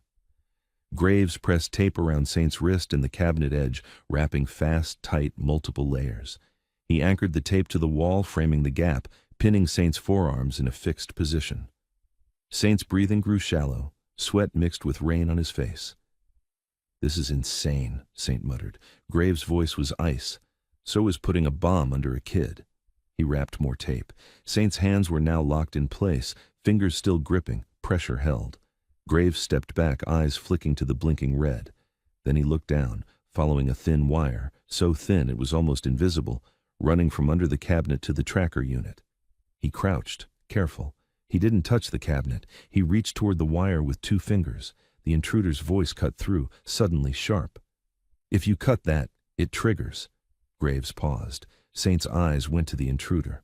"Don't," Saint hissed. "He's baiting you." Graves's gaze stayed on the wire. "Then tell me how to disable it." The intruder smiled. "You can't." Graves's jaw clenched. Another metallic groan rolled through the shop, closer now. Someone forcing entry into the bay or front. Diesel barked again, frantic. Graves's voice turned urgent. "Saint, how many of them?" Saint's eyes stayed locked on the cabinet. 4 outside, 2 inside now. The clean man by the car, he's still out there. He'll come if he thinks it's safe. Graves nodded like that was enough. Then he did something Noah didn't expect. He walked to the desk, grabbed the intruder's badge, and held it up into the flashlight beam. "Federal Task Force," the man had claimed. Graves flipped it, looked at the back, then ripped it clean in half. Plastic cracked. The intruder's smile faltered. Graves leaned in close to him. "Your badge is theater," Graves said, "but your mouth is the only thing keeping you alive. You're going to tell me how to disarm that device." The intruder's eyes glittered. "Or what?" Graves' voice dropped to a whisper. "Or I let you stay in here when it goes off?" For the first time, real fear crossed the intruder's face. He licked his lips. "You don't have the time." Graves glanced at the red blink. "Faster now." "You're right," Graves said. "So talk." The intruder swallowed. His bravado cracked. "There's a magnet," he said quickly. "A strong one. You put it on the switch housing. It holds the contact closed." Graves' eyes narrowed. "Where?" The intruder's gaze flicked toward the wall gap. "In the crawl space," he said. "Toolkit, under the false panel." Saint's eyes widened. "He's lying," Saint said, but his voice wasn't certain. The intruder snapped, "I'm not. I don't want to die in here." Graves looked at Saint. "Can you reach into the gap without changing pressure?" Saint's breath shook. "Maybe." Graves grabbed another strip of tape. "Then you're going to be even more anchored. He taped Saint's fingers tighter, pinning knuckles, locking grip so the cabinet couldn't shift even if Saint trembled. Saint's face tightened in pain as tape bit into skin. But he didn't let go. Graves leaned close to Noah behind the cabinet. "Cover your ears," he murmured. "If anything happens, don't move." Noah covered his ears with shaking hands. Graves turned back to Saint. "Reach," he ordered. Saint moved with excruciating slowness, inching one hand into the wall gap, fingertips searching blindly.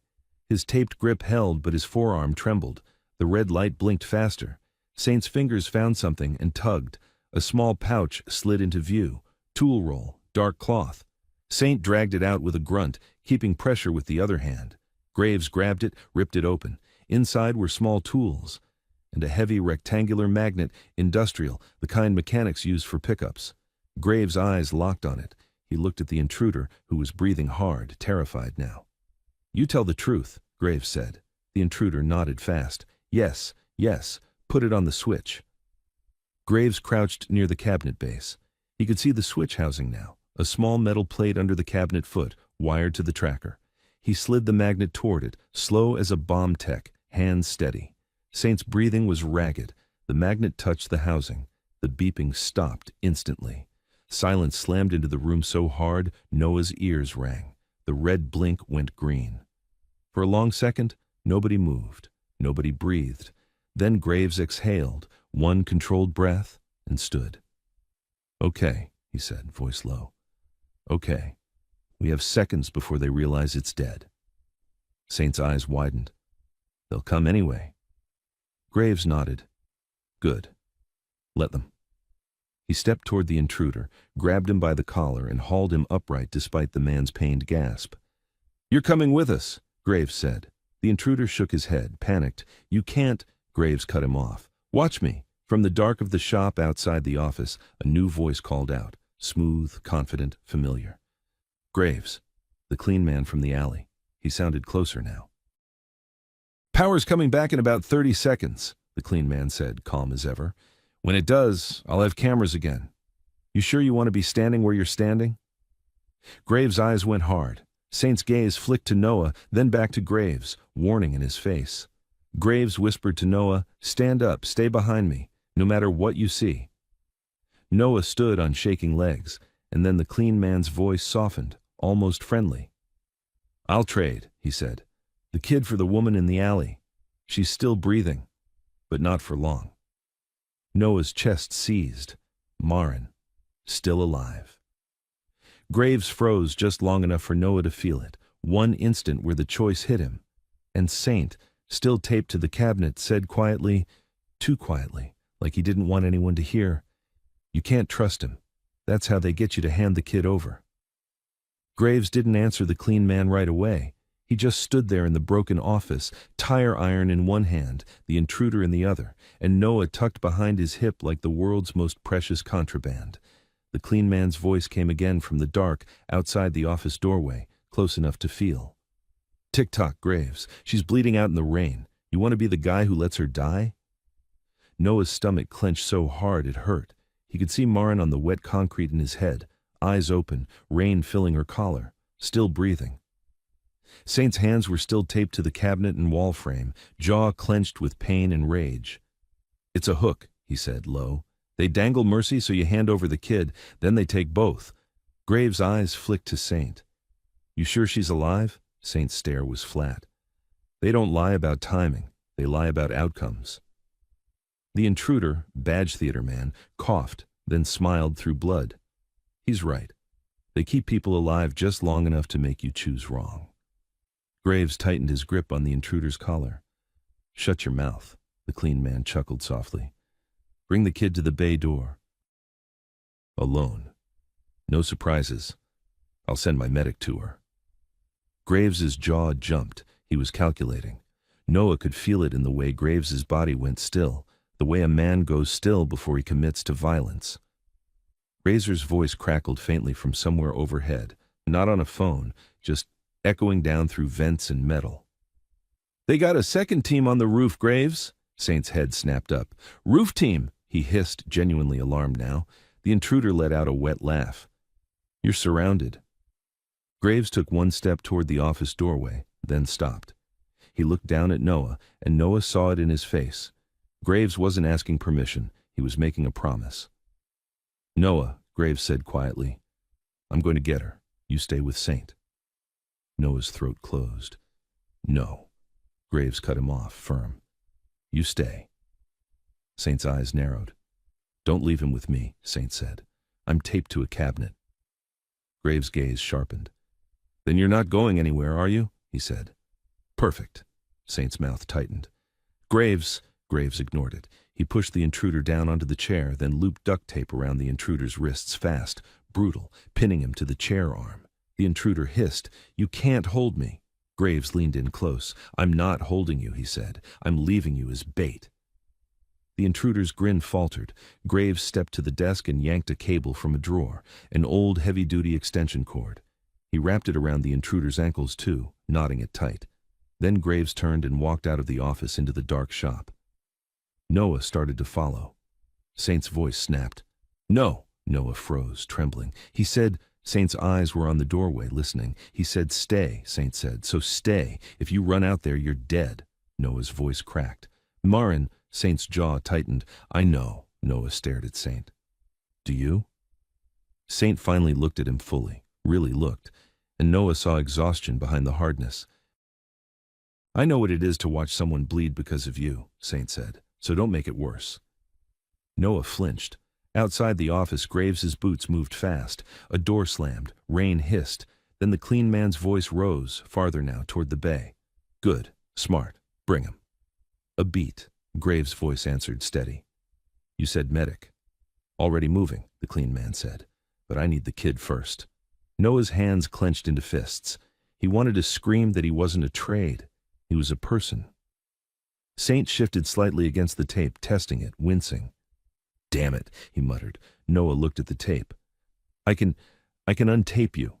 Saint shook his head. "Not yet. If you pull wrong, you might shift pressure under the cabinet.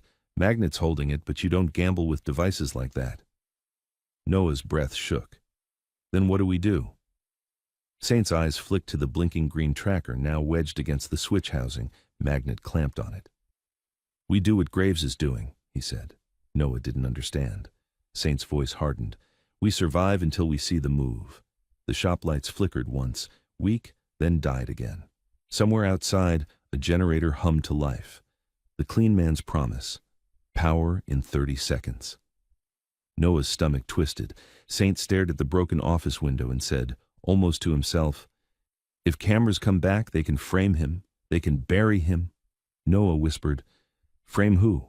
Saint's eyes cut to Noah. "Graves," he said, "and you. They'll make you look like the kidnapped kid who got taken by bikers. That's the play." Noah's breath caught. From outside, Graves' voice rose again, sharp. "Where is she?" The clean man answered, calm. "Alley. Same spot. You know where." A pause. Then the clean man added, softer, "Bring the kid, Graves. This is your last chance to do this like a civilized man." Noah heard footsteps, multiple, moving inside the shop now, closer, coordinated. People shifting to positions. Saint's eyes narrowed. "They're moving in," he said. Noah's throat tightened. "Graves is out there." Saint's jaw clenched. "Graves is doing what he always does," Saint said, "taking the hit so someone else doesn't." Noah's eyes burned. "So you do know him?" Saint didn't answer. Then a new sound cut through the shop, the high-pitched whine of a taser arcing, a thump, a grunt, and then Graves's voice, forced, strangled, like he'd been hit with electricity. Noah's whole body jerked. Saint's eyes flashed toward the doorway. "No," he breathed. The clean man's voice came immediately after, calm and satisfied. "There, that's better. Now the kid comes out." Noah backed up instinctively, shaking.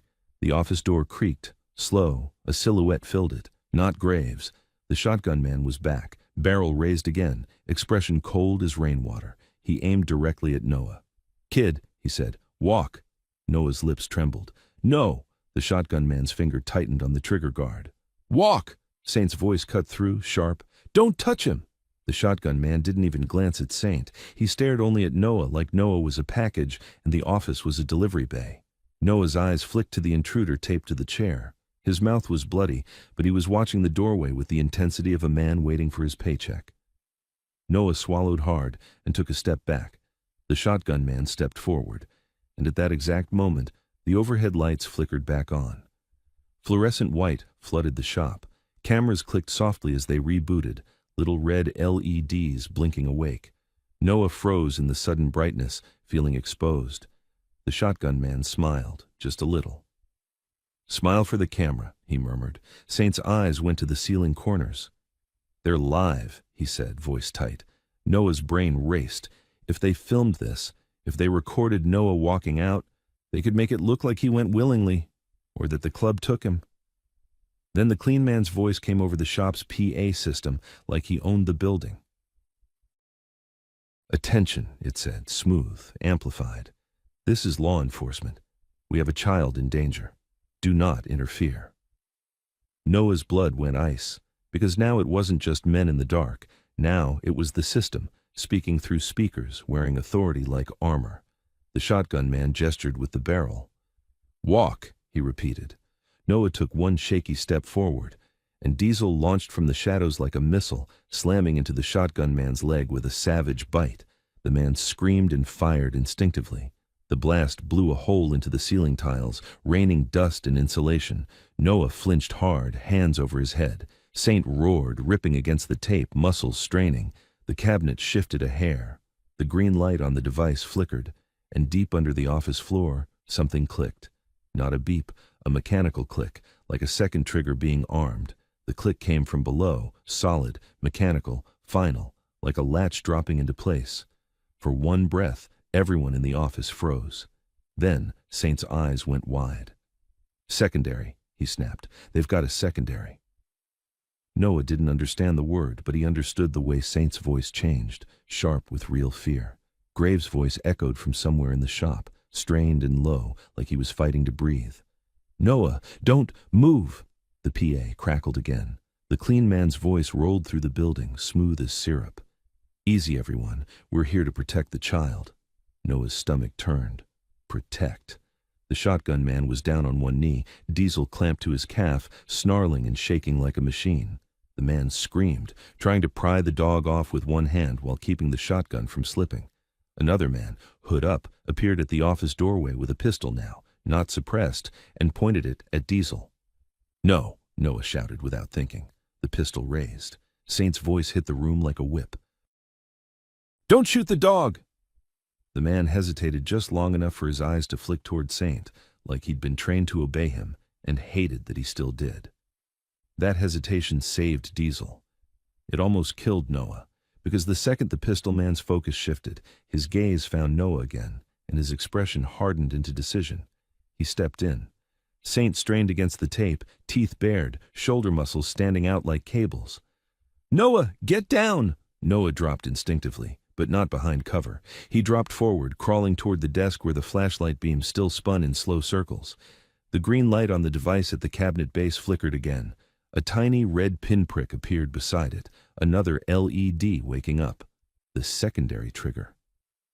Marin's pale face flashed in Noah's mind, rain washing over her, Graves' body somewhere in the shop, hit by electricity, and now men with cameras and a PA calling themselves law enforcement. Noah's chest tightened until it hurt. He saw the intruder taped to the chair, bleeding, breathing hard, eyes bright with satisfaction. Noah crawled past him, hands slipping. The intruder leaned toward Noah as far as the tape allowed and hissed, "You can stop this." Noah's head snapped up. "How?" The intruder's smile was thin. "You're the switch." Noah stared, not understanding. The intruder swallowed, eyes flicking to Saint. "They built it for him," he rasped. "For Saint. Pressure, magnet, predictable. But the secondary—" Saint roared. "Stop talking." The intruder ignored him. His eyes stayed on Noah. "The secondary is keyed," he whispered. "It's keyed to the tattoo." Noah's stomach dropped. The intruder's voice went faster. "The magnet holds the contact, but the secondary needs a match. Ink signature, proximity. That's why they didn't rush you earlier. That's why they needed you near him." Noah's breath stopped. They didn't want Noah to blow up. They wanted Saint to blow up. Saint's eyes flashed to the cabinet and then to Noah. "Don't come near me!" Saint snapped, voice raw. Back, now! The PA crackled again, and the clean man's voice sounded closer, like he was walking through the shop while he spoke. The child is in the office. I repeat, the child is in the office. Any armed individuals will be treated as threats. Noah heard boots in the shop, more of them now, men moving like they owned corners. The pistol man in the doorway raised his gun again, this time aiming past Diesel toward Noah. Kid, hands up, now. Noah's hands lifted halfway. Diesel's teeth were still in the shotgun man's leg, blood and rain mixing on the floor. The shotgun man screamed, "Shoot the damn mutt!" Saint's voice turned deadly. "If you fire in this room, you trigger it." That made everyone hesitate again. Graves's voice came through the shop, louder now, furious despite pain. "Back off the office!" A thud, a grunt. Graves was fighting someone, half-stunned. Noah's mind raced. If the secondary was keyed to the tattoo, then being near Saint was the danger, but Saint was taped to the cabinet because the first device needed pressure held. Saint couldn't move. Noah could. Noah's eyes snapped to the device at the base, magnet still attached. Green blink, but now the second LED pulsing like a predator's eye. If they came closer, if they forced Saint to move, if they yanked him, it would go. Noah looked at the broken window. Rain poured in, cold and hard. The window frame was jagged, but it was an exit. And beyond it was the yard, the fence, darkness. Noah's lungs burned. He made a choice. He surged toward the window. The pistol man lunged to grab him. Saint shouted, "No!" Noah dove through the broken frame anyway, feeling glass tear at his sleeve, a hot sting across his forearm. He hit the wet ground outside and rolled, pain exploding in his shoulder. Behind him, inside the office, the device's second LED changed. Its pulsing sped up. Noah scrambled to his feet, rain blinding him. He ran along the building wall toward the alley, toward where Marin had fallen. Headlights washed over him, white, harsh. The clean man's SUV was angled in the back lane now, blocking one escape route, funneling him like cattle. The clean man stepped into view under the awning light, umbrella in hand like this was a business meeting. He didn't look surprised. He looked relieved. "Good," he said softly. "That's exactly what I needed." Noah stopped, chest heaving. The clean man lowered the umbrella slightly and smiled at Noah like he was a clever pet. "You just pulled the pin," he said. Noah's blood went ice. "What?" The clean man nodded toward the building behind Noah. "Secondary trigger," he said, almost conversational. "It wants distance, it wants panic, it wants Saint to react." Noah's voice cracked. "You're going to blow them up." The clean man's smile didn't change. "I'm going to erase a problem." Noah's throat tightened. "Marin," the clean man's gaze flicked toward the alley corner. "She's alive," he said, "for now, but you don't get her unless you walk to me." Noah's whole body shook. He looked back at the building. Through the broken window, he could see Saint's silhouette still locked to the cabinet, struggling not to move. Graves somewhere in the shop fighting with men who called themselves law enforcement. Noah whispered, "Why?" The clean man's smile finally sharpened. "Because your father should have stayed dead," he said, "and because you, little 13, are the only proof he didn't." Noah's eyes burned. Then, from inside the building, a sound cut through the rain, low at first, then rising into a scream of metal and alarms. Not a bomb, a fire suppression system activating, sprinklers slamming on, sirens wailing. Someone had triggered the building's emergency system, and over the siren, Saint's voice, raw, furious, shouted Noah's name. "Noah!" The clean man's umbrella tilted as he listened, annoyed. "Time," he murmured. He lifted his free hand and snapped his fingers once. From behind the SUV, two men stepped out, fast, coordinated, one with a taser, one with a hooded net gun. Noah backed up, slipping in mud. The taser man raised his weapon. Noah turned to run, and the net hit him mid-step, wrapping his arms and legs tight, slamming him face first into the wet ground. Pain burst through his cheekbone. He tried to scream, but mud filled his mouth. The clean man walked over slowly, crouched, and wiped mud from Noah's face with the edge of his glove like he was cleaning a stain. "You did good," he said softly. "Now you're going to watch how a ghost gets buried properly." Then he leaned closer and whispered the one sentence that made Noah stop fighting, because it was too specific to be a guess. "Your mother didn't leave, Noah. She begged me to keep you alive." Noah stopped fighting because the words didn't sound like a threat. They sounded like a memory he wasn't allowed to have. The clean man rose smoothly, rain sliding off his coat, and nodded to the taser guy. Carry him. Keep his face covered. Noah tried to twist, but the net cinched tighter. His wrists burned. His cheek pressed into mud again. His hands grabbed the net and dragged him like cargo. He gagged, coughing mud and rain. The clean man walked beside him, unhurried, umbrella tilted perfectly, as if none of this touched him. Behind them, the garage screamed, sirens, sprinklers, metal clanging. Lights strobed red through the windows. The emergency system had turned the whole building into a beacon. And that was the point. Noah's mind clicked something together through panic. Cameras, PA announcement, sirens, everything to create one clean story. Law enforcement responded, bikers resisted, a child was in danger, tragedy happened. Noah's stomach rolled. They hauled him toward the SUV. The back door opened. A heavy hand shoved him inside. The net caught on the seatbelt buckle and yanked his shoulder with a sharp pain. The door slammed. For a second, it was quieter inside. Rain muted by glass, sirens distant, Noah's own breath loud and ragged. The clean man climbed into the front passenger seat like this was a commute. He turned and looked at Noah through the gap between seats. "You're smart," he said conversationally. "You're going to understand why this is happening." Noah glared at him, chest heaving. "You're going to kill them." The clean man tilted his head. "No," he corrected gently. "They're going to die because they won't let go of a story that should have ended." Noah tried to sit up, but the net held him like ropes. "What story?" The clean man's smile faded into something flatter. "Saint," he said. "Your father. A man who thought he could walk away with evidence."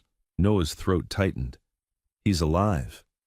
"Alive," the clean man agreed, like it irritated him to say. "Kept alive. Because dead men don't talk, but they also don't lead you to what they hid." Noah's mind flashed to the tattoo, the number, the way the bar had gone silent. "You're the proof," the clean man continued, "a living receipt." Noah's voice cracked. "My mom, Elena, where is she?" The clean man's eyes held Noah's for a long second. "Not dead," he said. "Not in the way you think." Noah's heart slammed. "Then where?" The clean man leaned back, glancing out the window at the glowing garage. "Somewhere she can't interfere," he said. "Somewhere she learned not to beg anymore." Noah's hands clenched inside the net until his fingers ached. "You said she begged you to keep me alive." The clean man nodded once, satisfied that Noah remembered accurately. "She did," he said. "She traded something for it." Noah's stomach turned. "What?" The clean man didn't answer directly. He looked toward the driver and said, "Go. Slow route. Let the show finish." The driver, silent, thick-necked, pulled the SUV out.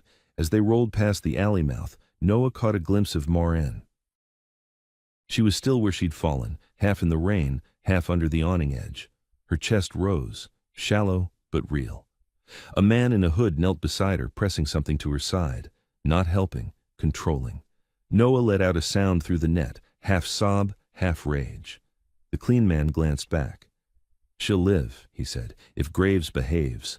Noah's eyes burned. "He won't," the clean man smiled. "Then she won't." The SUV turned onto the street. Sirens and flashing lights behind them grew fainter, but Noah could still see the garage's strobing glow through rain. Then, through the back window, Noah saw something else. A bike. Not in the lot. On the roofline. A silhouette moving fast along the top of the building, then dropping to a lower ledge with impossible speed. Razor. Noah recognized the shape even from far away. Huge shoulders, brutal movement. He was alive, and he was chasing. The clean man followed Noah's gaze, and his smile tightened. "Stubborn," he murmured, "all of you." The SUV accelerated.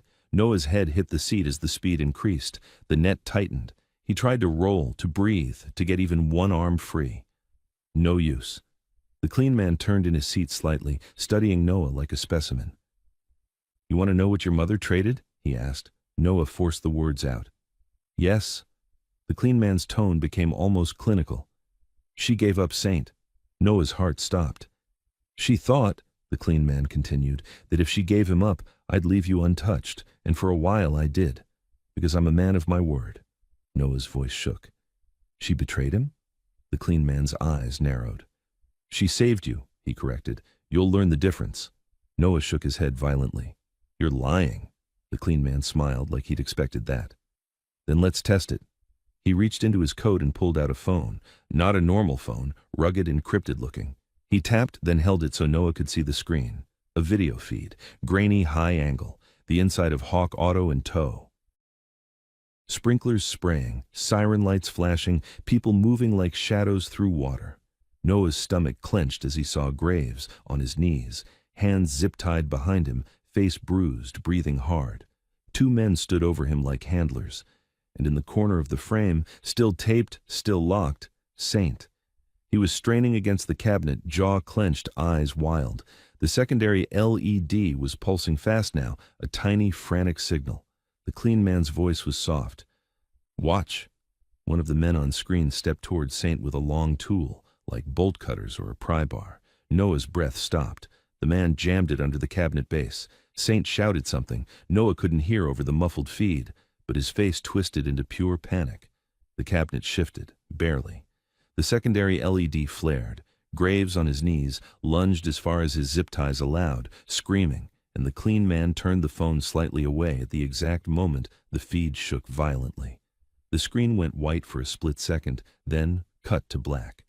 Noah's body went numb. He couldn't breathe. He couldn't feel his hands. He couldn't even scream. The clean man lowered the phone, expression calm, almost bored. See, he said, this is what happens when people won't let go. Noah's eyes were wide, empty, flooded. The clean man leaned closer, voice dropping to a whisper meant only for Noah. You're going to be quiet now, he said, because if you make noise, I'll let your mother watch what happens to you.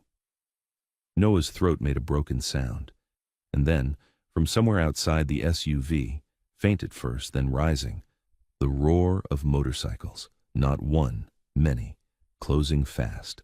The clean man's eyes flicked to the side mirror, and for the first time all night, his calm expression cracked, just a little. Of course, he murmured, because the Iron Hawks were coming. The roar hit the SUV like a storm front. It came from behind first, one engine, then two, then a rolling wall of thunder that made the rearview mirror vibrate. Headlights swung through rain in tight formation, weaving between cars like they owned the road. The driver's hands tightened on the wheel. We got company. The clean man's jaw flexed. He kept his voice calm, but it was a calm that had to be built from effort now. Don't stop. Don't brake. Keep speed. They won't hit us in traffic. Noah lay tangled in the net on the back seat, cheeks still smeared with mud, eyes fixed on the clean man like he was trying to hate hard enough to change reality. He couldn't stop seeing the phone screen going white, couldn't stop hearing Graves's silent scream in his head. The clean man turned slightly, studying Noah's face with a strange satisfaction. You see, he murmured, they always come. They always make it worse. Noah forced words through his throat. You killed them. The clean man didn't argue. He just said, I removed variables. The first bike drew even with the SUV's left rear quarter, tires slicing water. The rider's helmet was matte black, visor down, shoulders wide, Iron Hawk's patch visible under the rain. Another bike slid up on the right side. The driver swore under his breath. They're boxing. The clean man leaned forward, eyes flicking mirror to mirror. Take the next exit. There's a red light. Take it anyway. The driver hesitated. That half second was enough. A bike surged ahead and slid in front of the SUV, not fully blocking, just forcing a choice. Brake or hit. The driver braked hard. Noah slammed into the seat, net biting into his ribs. Pain flared across his shoulder. The clean man cursed quietly, then snapped, Move! The driver jerked the wheel, swerving toward the exit lane. A third bike appeared there like it had been waiting. The rider didn't speed up. He slowed down, steady as a wall. The SUV clipped the lane divider, tires skidding. The driver fought the wheel, rain and speed turning everything into a knife edge. Then something hit the SUV from the left. Not a crash, a controlled ooter, a biker's boot slamming into the side panel near the rear wheel. The SUV fishtailed. The clean man's calm finally cracked into anger. Idiots! Don't! Another ooter, this time on the right, and the SUV lurched again. Noah's stomach rose. The driver fought to regain traction, but the Hawks weren't trying to flip them. They were trying to slow them, to make the SUV choose a lane, to funnel it. The exit ramp curved downward toward an industrial stretch lined with closed warehouses and chain-link fences. Fewer cars, fewer witnesses. The clean man's eyes narrowed. "They want us off the main road," the driver glanced at him. "We're already off," the clean man's voice went flat. "Then we do it my way." He reached into the glove compartment and pulled out a small remote, black, simple, with one red button. Noah's blood went cold instantly. The clean man saw Noah's expression and smiled faintly. "You're learning." He held the remote loosely like a coin. "I like contingencies." The driver's face tightened. "What's that?" "A gate," the clean man said. Noah's heart slammed. He knew what that meant. Not a gate like a fence gate, a gate like a trap closing. The remote clicked in the clean man's hand, and a quarter-mile ahead, at the base of the exit ramp, a heavy industrial barrier began to rise from the asphalt, thick metal teeth lifting up like something waking. A roadblocker. The driver's eyes widened. That wasn't there. "It is now," the clean man said calmly. "Speed up." The driver floored it. Noah tried to scream, but the net and panic strangled sound. The bikes behind surged, then hesitated as they saw the barrier. One rider peeled left instantly, searching for an alternate route.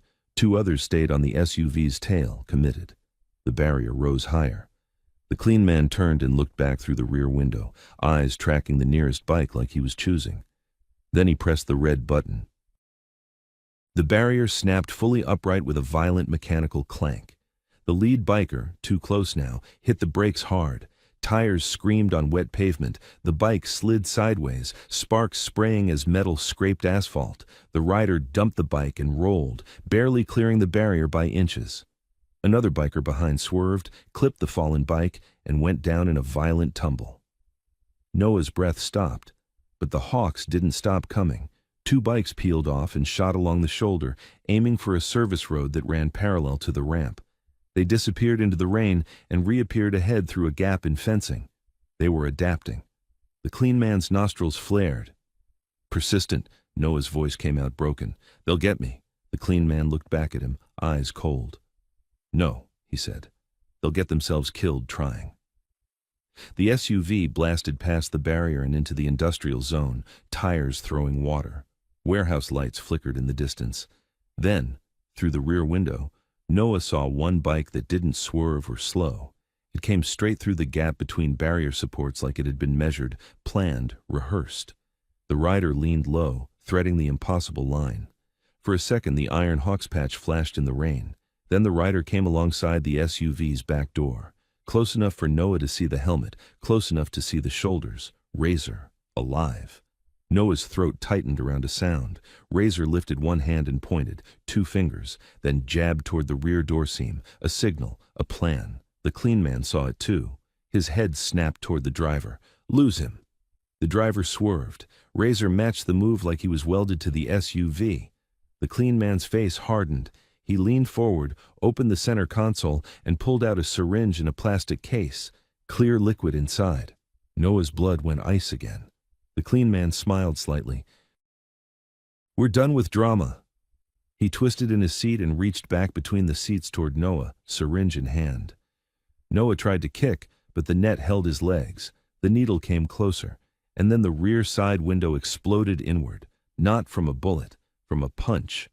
Glass sprayed across the seat as a gloved fist slammed through, grabbed the door handle, and yanked. The door flew open into the rain. Wind and water screamed into the cabin. Razor's voice roared over the engine and rain, right at Noah. "Kid!" Razor hooked one arm under Noah's shoulders and yanked him toward the open door, net and all. Noah's body slid across the seat, pain flaring. The clean man lunged, grabbing Noah's ankle. Razor growled and pulled harder. Noah's shoe almost came off. The driver swerved again, trying to shake them loose, but Razor held the door and Noah like iron. Noah's head whipped toward the clean man, close enough to see the man's eyes change from control to rage. The clean man hissed. "You don't get him." He yanked Noah back, and Razor slammed his helmet straight into the clean man's wrist with a brutal odor. The syringe flew out of the clean man's hand and vanished into the rain. The clean man screamed. First real sound of pain he'd made all night. Razor ripped Noah free. Noah fell, half out of the SUV, half in the air, and then he was in Razor's arms, draped over the bike like a sack, net flapping, rain slicing his face. Razor gunned the throttle. The bike shot away from the SUV, tires biting. Noah clung with what little grip he had, chest heaving, heart trying to escape. Behind them, the SUV accelerated, trying to chase, but other bikes surged in, blocking, harassing, forcing it back. Razor shouted over his shoulder, "Graves is alive!" Noah's breath hitched. Razor's voice came again, louder. "He's hurt, but he's alive. We got you, we're getting out." Noah's eyes burned with sudden relief so sharp it hurt. But then Razor leaned the bike hard into a turn, and Noah saw where they were heading. A fenced lot with floodlights, a facility with a sign on the gate that made Noah's stomach drop all over again. Cedar Ridge, Youth Services, not a group home, a front, the clean man's last play. And as Razor skidded toward the gate, the floodlights snapped brighter, and a voice boomed from a loudspeaker on the fence, "Return the child immediately." The floodlights turned the rain into needles of white. Razor skidded the bike sideways and killed the engine behind a row of dumpsters just outside the gate line. Noah slid down into the puddles, still tangled in the net, chest heaving, fingers numb. The loudspeaker repeated, louder, colder, "Return the child, immediately." Noah flinched like the voice could reach inside his skull. Cedar Ridge. The name alone made his stomach knot. White halls, numbers instead of names, doors that locked from the outside. Razor crouched and ripped at the net with a knife. "Hold still," he barked. Noah tried. His hands wouldn't stop shaking. The net gave way in strands. Noah sucked in air like it had weight. He looked up through rain and floodlight glare. The facility wasn't a house. It was a compound. Chain-link fences topped with angled wire, cameras on poles, a gate thick enough to stop a truck, and beyond the fence, movement. Dark silhouettes behind glass, watching. Razor's eyes scanned the perimeter. "They're running it like a black site," he muttered. "Not a home." Noah's voice came out thin. "They called me 13. Razor's jaw clenched. "Not anymore." A bike rolled in behind them, silent approach, then a hard stop. Another. Iron hawks in rain gear, visors down. They formed a loose ring, blocking angles. One rider pulled his helmet off. Graves, not clean, not okay. His face was bruised, one eye swelling, lip split. His vest was gone, replaced by a soaked hoodie and a jacket that didn't fit right. "Saw," he choked. "Your video, it went saw," he choked. "Your video, it went white." Graves's voice was rough. "He showed you a feed." Noah nodded, tears mixing with rain. "Saint," Graves's expression tightened. He didn't answer directly. He reached out slowly, careful, like he didn't want to startle Noah, and put a hand on Noah's shoulder. "He's alive," Graves said. Noah's chest broke open. He didn't know whether to sob or laugh. His whole body sagged. Razor let out a breath like he'd been holding it since the bar. "We got lucky," he said. Graves shook his head. "Not luck," he said. "Saint made a move." Noah's throat tightened. "Where is he?" Graves looked toward the compound. "In there," he said, "or beneath it." Noah's stomach turned. Beneath. Graves's gaze hardened. "Listen to me, Noah. The clean man wants one thing. For us to storm that gate like idiots so he can film it and bury us under armed bikers attacked a youth facility." Noah stared at the fence cameras. Red LEDs winking, watching. Graves continued, voice low, fast. "So we don't give him that. We do it in daylight, on record, with people who can't be bought that easily." Razor scoffed. "We don't have daylight." Graves's eyes cut to him. "We have leverage." He reached into his jacket and pulled out something wrapped in a plastic bag to keep it dry. A phone. Not his phone. Different. He turned it so they could see the screen. Messages, contact list, an app with encrypted folders. "The intruder," Graves said. "The fake badge guy. Before everything went sideways, he ran his mouth. Enough. He wasn't just a leash. He was carrying the leash's handle." Razor's gaze sharpened. "You got his device?" Graves nodded. "And he was scared of dying in that office. Scared people tell the truth." Noah's voice shook. "What truth?" Graves's jaw tightened. "That the law enforcement voice on the PA wasn't real," Graves said. "It's a loop. A cover. And Cedar Ridge is a transfer point." Noah's stomach clenched. Kids, Graves nodded once. Kids. Noah's hands curled into fists. They'll move them. They already are, Graves said. As if his words summoned it, the compound gate rolled open halfway with a deep mechanical grind. A white van eased out, no markings, headlights low. Another vehicle behind it, an SUV, black umbrella man style. The clean man. Even from here, Noah could see him through the windshield glow, sitting like he was in control of weather itself. Razor's muscles bunched. There he is. Graves held up a hand. Not yet.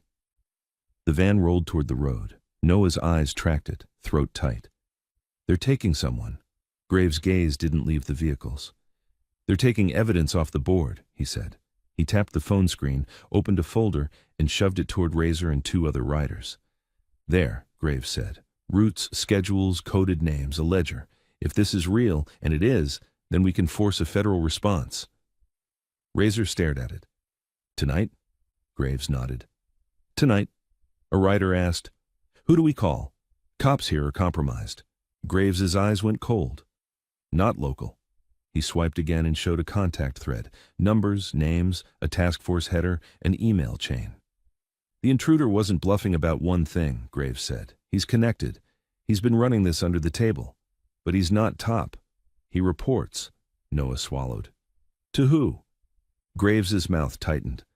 A real federal supervisor who doesn't like being played. The intruder was freelancing, making things clean. If we dump this to his boss with enough proof, they can't ignore it. Razor's eyes narrowed. And if they do? Graves looked at the compound again. Then we go loud, he said, but not first. The van reached the road. The black SUV followed, umbrella man inside. Graves lifted his chin. Shadow them, he said to two riders. No hero moves, no contact. Just eyes. Two bikes peeled off into the rain, distant thunder following. Graves turned back to Noah, voice softening by a fraction. Noah, he said, I need you to do something hard. Noah's throat tightened. What? Graves looked Noah in the eyes. Tell me everything you remember about Cedar Ridge, he said. Rooms, doors, sounds, any codes, any names, any numbers other than 13. Noah's stomach twisted. Memories clawed up like cold hands. He swallowed and forced them out. There was a blue door, Noah whispered. Always locked. Only some people had the key card, and there was a phrase they said when they moved kids, like a joke. Graves's eyes sharpened. What phrase? Noah's voice shook. They'd say, reset the compass. The air went still. Graves's jaw clenched so hard it looked like it might crack. Reset the compass, he repeated, quiet. Because it wasn't random. It was about the tattoo, about Saint, about home being turned into a weapon. Razor's voice went low. That's their code for a transfer. Graves nodded once. And now we have it. A sudden shout came from inside the compound, faint through rain. A door slammed, then the loudspeaker again. Return the child, immediately. Graves's eyes didn't even flick toward the speaker this time. He was listening to something else, something in the rain. A low rumble under the facility. A generator, a vehicle. Then, from a drain line along the fence, one of the large culverts that ran under the compound, something moved. A shadow. A figure dragging itself out into the floodlight spill. Noah's breath stopped. He stared, frozen. The figure's clothes were soaked, filthy, hair plastered to his forehead. He was thin in a way that didn't match the strength in his shoulders. He lifted his head, and Noah saw the face fully for the first time. The face that had been torn out of the photo, the notch in the lip, the eyes. Saint. He stumbled, one knee hitting the gravel, and forced himself up again. Graves moved toward him slowly, as if afraid Saint might vanish if he rushed. Saint's gaze went past Graves to Noah. Everything in Saint's face fought to stay hard. It failed. He took one step, then another, and his voice came out hoarse, like it hadn't been used for the right reasons in a long time. Noah, he said. Noah's whole body shook. He didn't know whether to run or collapse. He took a step forward anyway. Graves didn't stop him. Saint reached Noah and dropped to one knee in the wet gravel so their eyes were level. His hands trembled. He didn't touch Noah at first, like he didn't believe he was allowed to. Then Noah lifted his bruised wrist without thinking. Saint's eyes fixed on it, his jaw tightened, he swallowed hard. "I tried," Saint whispered. "I swear to you, I tried." Noah's voice cracked. "They said you were dead." Saint's eyes flicked toward the compound. "That's what they needed people to believe," he said. Noah's throat tightened. "My mom?" Saint's face flinched. "Elena's alive," he said quietly. "They kept her close because she was the only one who could lead them to you if you disappeared." Noah's breath hitched. "Where is she?" Saint's eyes lifted to Graves. "We get her," he said, voice turning steel again. "Tonight, or they move her with the next transfer." Graves nodded once, decision locked. "We do it right," Graves said. "We do it with proof." Saint's gaze hardened. "Proof gets people killed if you wait." Graves's voice stayed firm. "And rushing gets you buried in a narrative they control." Saint's jaw clenched, torn between fury and something like trust he didn't want to admit. Then a car door slammed in the distance. Engine noise. The black SUV was coming back, fast. The clean man's voice boomed from the compound speaker again, but now it wasn't calm, it was angry. "You can't have him," it said. "You can't have the child. You can't have Saint." Graves looked toward the road, eyes narrowing. He realized. Razor swung onto his bike. "He's coming to finish it." Saint's eyes went flat. "He'll kill Noah first," he said. Noah's blood went ice. Graves stepped in front of Noah instantly, shielding him without thinking. Not happening. The SUV's headlights appeared at the far end of the service road, accelerating toward the gate like a battering ram. Saint grabbed Graves's forearm and spoke fast, urgent. "There's a tunnel under Cedar Ridge," he said. "Old drainage. It leads to the holding rooms. Elena is in the last cell. Code on the door's the tattoo number, 13. Noah's chest tightened. Graves nodded. "Razor," he snapped. "Take 2. Block the SUV. Don't ram. Force stop." Razor revved. Graves looked at Noah. "You stay behind me," he said. "No matter what." Noah nodded, tears burning, jaw clenched. Saint rose, swaying, but steady enough. "If we go under," he said, "we don't come back out without her." Graves' eyes hardened. "Then we don't come back out without her." The SUV hit the gate line, tires screaming, and the compound's floodlights flared brighter like the whole place was waking up to swallow them. Razor and 2 bikes shot forward to intercept, and the clean man's voice, now coming from the SUV's PA, not the compound, screamed one final command: "Reset the compass." At the exact moment he said it, the compound's outer fence gates snapped shut with a metal scream, locking the Iron Hawks, Noah, and Saint inside the perimeter like a cage.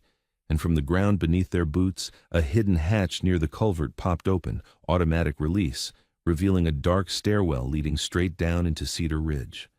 Saint stared at it. Graves stared at it. Noah's breath hitched, because the trap wasn't to keep them out. It was to pull them in.